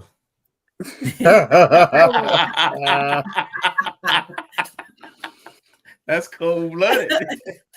Y'all cold, man. All right. Coaching grades. This might be all over the place here. Coaching grades. Kelvin, I'll start with you on the coaching grade. All levels here. Overall, it's a D. Offense is a B. Defense is a F. Special teams C-. Probably I'm going a D over a D plus overall. I guess when I was looking at the averages from what A, B, F, it's a C, but then I look at the last part, game management. Yeah. Drops him from a C to a D. I just, when I go back and look and say, hey, on that last play, we had 2 timeouts and we didn't want to call a timeout, couldn't call a timeout, maybe should have called a timeout to say, yo, let's get in the right formation. Yeah. Coming out of the timeout on a 4th and 8. Yeah, I got to go D. Go ahead, Keith. I was leaning on a D, but then Tashay said this is the final exam. And then we talked about the number of home games. And it struck a chord. I'm this close to crashing out, but I'm not. We were 2 for 7 as the home team this year. Like, how the ever living heck do you go 2 for 7 in the state of Florida? And I didn't include the FAU game. That wasn't a home game. As the home 7 team, in the state of Florida. You won 2 home games as a home team. You lost to Howard. You were the home team. Yeah. You lost to Florida Classic. You were the home team. You lost to Alabama State. You were the home team. You lost to North Carolina Central as the home team. You lost to Jackson State as the home team. Yeah, wow. One homecoming. 2 and 5. We won homecoming. 2 for 7. Stop it. And we won homecoming, and we won against Albany State. Right. Burley. You should have lost.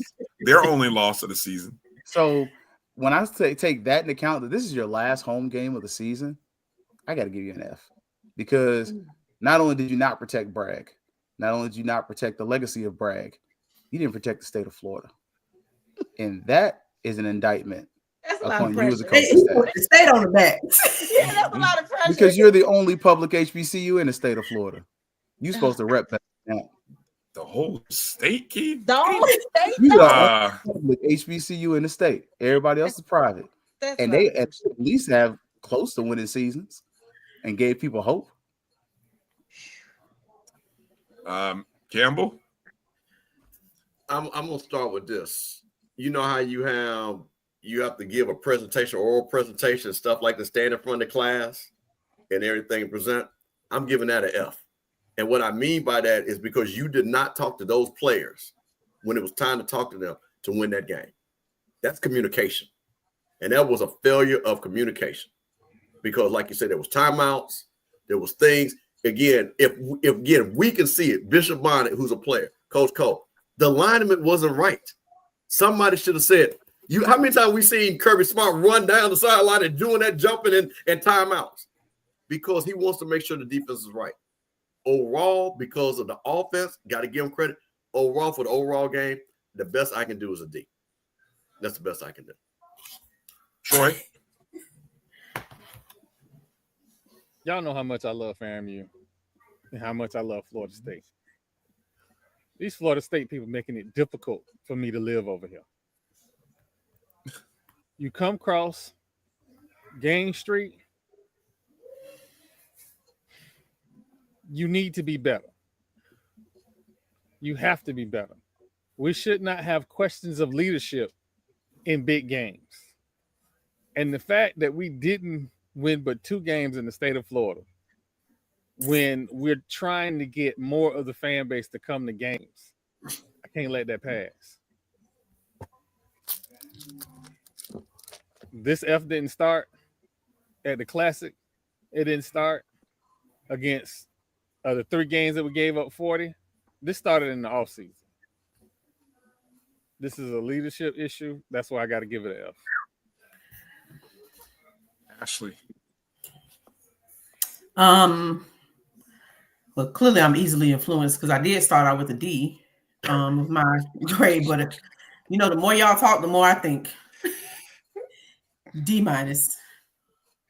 One band, one sound. I kind of came up in. I'm a team sport kind of athlete. Like I didn't play the individual sports. I played team sports. So much like that, those plays when one person out of place, we all kind of look bad together. So to me, while there were some aspects where the coaching was bright spots here, bright spots there, improvements from game to game in some of the coaching phases of the game, we stand with one band, one sound. You getting a D. You better talk to your coworkers. Maybe you want a better grade. Yeah. Tasha. Yeah.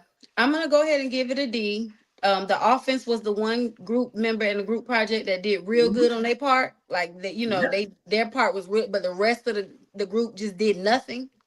So I'm gonna give a D just because the offense did a little something. So I'm gonna give it a D. Yep, that's exactly my thought too. Well, the Rattlers are on the road to Itabena to close out the season on Saturday. I believe that is a 2 o'clock Central, 3 o'clock Eastern. We're flying, fortunately. Shocked the heck out of me, but praise Jesus. And it didn't cancel the flight and make us get on the bus. So that's a positive. Yeah, we'll just I don't know what the markers are. I don't know what the goals and expectations will be other than just win. Baby, win. Film and win. I mean, that's what we're seniors. Can we? Should we do superlatives at the end of the year? No. Okay. You won't. No. All right. No. we got another show, right? And we're gonna review. No. Yeah, we're gonna do a review show. For the season. We did. We're gonna do one for the game, and then we got to do one for the entire season. Absolutely, we're gonna do that. 2 separate shows. Two separate shows. Please invite me for that. Okay, but I thought about it. It came out too fast. We're gonna scratch the superlatives. Yeah, please. No, you got we're gonna do superlatives. Now I'm interested in why Tashay doesn't want to do superlatives. Some people are deserving. Like RJ should be deserving of a superlative. Like from the Howard game. There's always there's somebody has done something worthy of something. You know what? Maybe because I feel like what that would be is equivalent to, when the people they used to get on American Idol and they sung real bad. But it's because somebody didn't tell them when they were young. They gave them a participation trophy. They told them you were at the talent show, you did all right. Nobody told them, baby, you can't sing. You don't sound good. And I feel like that's what that would be. While there are some bright spots, I just don't feel like this is a season where we should do anything like that. We can this is review, yes. But what are we? My name Lil Daryl. That's what we got a bunch of people going to go sing at American Idol. They can't sing. That's because nobody told them they couldn't sing. That's a valid point. Well, but you all know we don't do that on this platform with this group. Yeah, we don't duck no smoke. Yeah, That's true. Yeah, so we don't have that problem.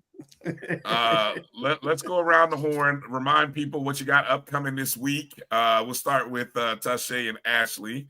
What you guys got going on this week? Any shows going on this week? Go ahead, my girl. Actually, we don't, because our typical day is on Thanksgiving Day. So we're going to go ahead and tell you today, happy Thanksgiving. Enjoy your friends, enjoy the food and the family and a good time. We will return back to our normal time on the following week, Thursday evening at 9 p.m. right after the Fangs Up podcast. We are the Fang Exchange Show.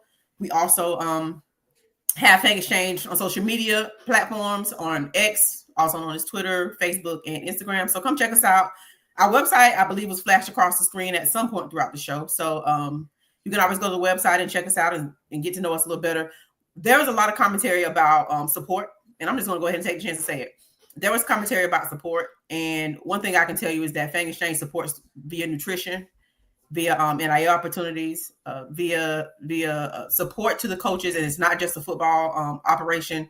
We have supported other sports, we still do. Sometimes things don't get publicized because for one reason or another, but just know that Fang Exchange is here. Myself, Tashay, and some others who are on the screen who can attest to the fact that we make an effort and a concerted effort to support our coaches across the board as much as we can. And with the help of you all that's watching the show right now, we can support them even more. So make sure you check out Fang Exchange. Ask us any questions, give us an email, info@fangexchange.com. And just a reminder again that we aren't having a show this week because our normal show time is on Thanksgiving Day. And I'm gonna say this because Ashley is the very PC one, but you know, I give it to the folks. We don't talk out enough, but let me tell you, behind the scenes, okay, it gets done. Trust me, we get calls from coaches, coaches' wives, everything, and it gets done. Fang Exchange, if we started really counting up the costs and the coins, you'll be very surprised. So don't get it twisted, because we hear the chatter, but be not confused, because we make sure that a lot of things that people don't know that get done. Okay? Just know it was done because we had our hand. We had our hand in it. Trust. Okay. Talk y'all talk, let me ladies. just say that. Keep it cute or put it on mute. Hey, love it. FangExchange.com. Become a member, become a part of the movement during the holiday season of giving. It's the season of giving, so give to Fang Exchange. That's right. Don't do Black Friday. Give the Black Purpose. There you go. Troy, let the people know. So we're not gonna have a show Thursday. The Gathering Old Men podcast will not be on Thursday because of Thanksgiving. I will give my family their dose of the sugar-free sweet potato pie because Ash grandma might be there and she is a Bethune-Cookman alum. But you can find us on Tuesday, the Strike Season podcast. We will probably have a bigger show this week because it is the holidays. Normally we will be back the following week for 2 days, but I got, my mom passed, so we have no services that following Saturday, so we'll only have one show that week. But I said that to say this. For everybody that reached out and gave their condolences, all the love, again, as many times as I can say it, I appreciate it. Thank you, and my family loves it. You can catch us at watch.fatmouthsports.com. That takes you to our YouTube channel, but you can also catch us on any of the platforms where you consume your podcast. All right, and condolences and prayers to you and your family, Troy. Most definitely. Thank you. Mr. Campbell. Hey, man, every Tuesday night, HBCU Coaches Corner on the Off Script channel and the Rocky Miller channel. And I'll tell you what, if you did not get a chance to see our FAMU alum, Quinn Gray, we did a great interview with him last week. And the reason why we did this interview, because a lot of people did not know Quinn Gray as far as hearing him talk. So you're gonna hear a lot of good things about his coaching philosophy, things that maybe people will look forward to in the future. So I'm just gonna leave it at that. And one last thing too, remember to the Fang Exchange. Remember, at the end of the year, for all you big money folks, it's tax deductible.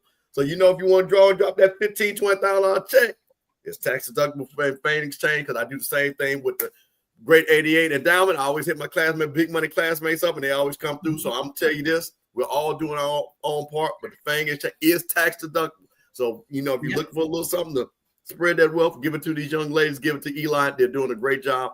And I'll say one thing too, Brian, Kelvin, Keith, great job. Thank you. We kind of needed this every week, because what I hated, and people know I love Scotty, but I'd rather for us to tell our own stories about FAMU instead of somebody else. So thank you for allowing us to tell our own stories. Appreciate you coming on, and appreciate reaching out to Coach Cole and bringing on Coach Cole, and definitely. So appreciate that, Steve. Keith, what you got, buddy? Man, you already know. Thursday, much like the rest of them, I am going to take off for Thanksgiving. Wednesday, I'm going to be cooking, but might be trying to drop off and join the ONG Strike Zone. On day before Thanksgiving, have a little conversation there. But y'all know the Fangs Up podcast, Fangs Up Twitter, Instagram, FQ FAMU Twitter page. And much like Mr. Campbell says, he wasn't in the room with Dr. Cavill, but I was talking to Dr. Cavill, and one of the reasons we do this is so we tell our own stories. We want to make sure that you hear it from us. We hear it when it's credible. I do love, and I appreciate Mr. Campbell, putting to bed some of the rumors. We saw folks put in Twitter, hey, Buddy was told after the Valley game is over, and you got a reputable source that said, I haven't heard that. And so I'll tell you this, that is a lie. Let me say it. So not even know her, because some people like to say, well, just because you heard don't mean it's not true. It is not true. It is a lie. And that's the reason why we have to have credible things like the ONG, because they don't spread rumors. Because again, remember, when people do that, they got a nefarious reason. Because, and I'm just gonna say this, and I'm putting my FAMU orange green. Everybody know how I move, but y'all gotta understand, they don't want FAMU to be good. So anything negative, they will always amplify the negativity, because these jokers know when we're good, even if we're the 8 seed, we're always champions. So they know what it is. I'm going to keep saying, they know what it is. We get that football going and things like we get going, you can't beat us. You just can't. And unfortunately, when it comes to FAMU, bad news gets good attention. So I will tell y'all, just as a person who does the post games, my most popular post games are when we lose. So, and I hate that. I want to win. But we're going to be back. We'll be back on Sunday, and we'll be doing a talk there. And then back to our regular schedule after Thanksgiving. And we're going to try and catch some of these basketball games too. We got the HBCU Classic that's going to be taking place down in Kissimmee. So I'll be down there with the Kappa Leaguers, but we'll be down there and, try and see if they can go ahead and do that media stuff. I don't know if Ashley got a plug, but we're trying to get some cameras in there and get them boys in front of the camera. Let's talk. I want to see what we can get figured out. Right. Cause yeah. Hey, wait, but I can't say one thing, because it made me think about something. And this is also a challenge. Remember, we have a lot of our teams traveling to cities where alums are at. If there's not an alumni, major force, get your group together, feed our teams, the girls and the boys. And this goes back, because now spring sports, they really appreciate when we do it. It shows great support. And I know the coaches appreciate it too, because again, they ain't got to pull money out their pocket. And again, that just shows how we brag different. I know Coach Ward really appreciate it. Again, the girls are going to be down in Mercer. I think we're going to try to do something there. They're going to somewhere in West Georgia, something like that. And I know the Atlanta alumni are going to do it for Georgia Tech. So again, for all you Florida people, when our basketball teams are in your area, reach out to Marvin, find out. It doesn't cost a lot, but it looks really good when we support our teams like that and make sure they're fed well. Well said. Well said. All right, Kelvin, we are doing a show on Wednesday. So good thing about being on Wednesday and not Thursday. So what do we got planned for Thursday, Kelvin? So as Coach Campbell said, we had it scheduled already for a while, but Quinn Gray will be on Wednesday. And I'm going to let you get the plugs in terms of the ONG and when we on and all that. I will say that I will be in Albany on Saturday, supporting Coach and hoping they go all the way this year in the D2 playoffs as they take on Benedict. And I want to take the time also to wish everybody this on this platform, as well as all our guests. Wish everybody happy Thanksgiving and many blessings. And those who have Troy, everybody who's lost and going through something, may God continue to give you strength and you find some joy and some peace in that healing process starts immediately, and know that you are loved and we care for you, and you got that extended family here for you. And we'll be back. We'll be on our regular schedule. We'll have a Monday show. I know Brian, he's gonna get to his show. I think they'll probably have a Sunday show. And as we say, we've got Quinn, and we may have another special guest for Wednesday. And last but not least, I have to get my volleyball stuff out. I was at the championship game, made it back in time to witness it, and I do have some videos and some pictures that I got to put out. TV. Made an appearance on Swag TV, sitting down there in the front row. And yes, by the way, nothing. This was we celebrate our alums, we celebrate our student athletes, we celebrate FAMU culture and athletics, and Quinn Gray is a legend doing big things right now, so that is why he is on this show. So don't go reading deep into the tea leaves about something else. We got him on because his team is the number one team in the region, and they got a real shot at going far, so that's why Quinn Gray is on the show. So that's right. Sure, that's Brian. Right. But Sure. go watch the Coach's Corner with Mr. Campbell, and I feel like you Rattler fans will be so happy and so pleased with the conversation. I feel like Quinn Gray's waiting on the right situation to open itself up. I'm just saying, when the Lord opens that door, he shall be ready to walk through whichever door that is. And I don't even have no water anymore. Check out the O&G Strike Zone. We celebrate champions on our show, so I'm just letting y'all know that. Give you a teaser as to what's going to come on Wednesday. We celebrate champions on our show.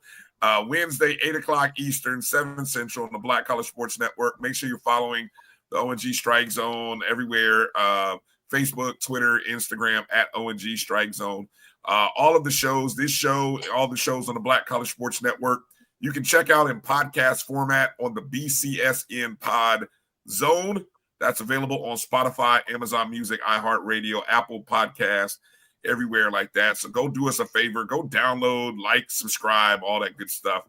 And hit the thumbs up wherever you are watching. The thumbs up and the like button. Much appreciated for you doing that. And hopefully you're following our friends here on all their platforms. And make sure to reach out and give a shout out to Bishop Bonnet. You heard that you can catch him with Jay Peeps on Penalty Talk when they do the Rattler Roundup show. So make sure to show him some love over there. And thank you to Coach Cole for dropping in as well. Love having that added expertise of a coach and a player champions. That says it all right there. So that's going to do it for tonight, man. I love y'all. I appreciate y'all. Have a happy Thanksgiving, everybody. We'll look to see you on Wednesday night. What a great show, despite the circumstances of a tough game to talk about. But that's what we do. We don't duck no smoke around here. Not at all. And don't forget the super chat, Brian. Brian forgot to mention that super chat. Don't forget. Yeah, exactly. Those of you, you can always donate. $, my JB and my BCSN. If you Cash App, Venmo, you want to do that. Or those of you on the JBN online, you can drop a super chat, cup of coffee, whatever you want to do there. It's much appreciated. For Tashay, Ashley, Troy, Steve Campbell, Keith Hadley, Calvin Rozier, I'm Brian Fulford. Rattler Nation, be well. Have a great Thanksgiving. Come check us on Wednesday night. But if not, you and your family, be safe while you're out there traveling. Happy Thanksgiving, everybody. We'll see you soon. Peace out.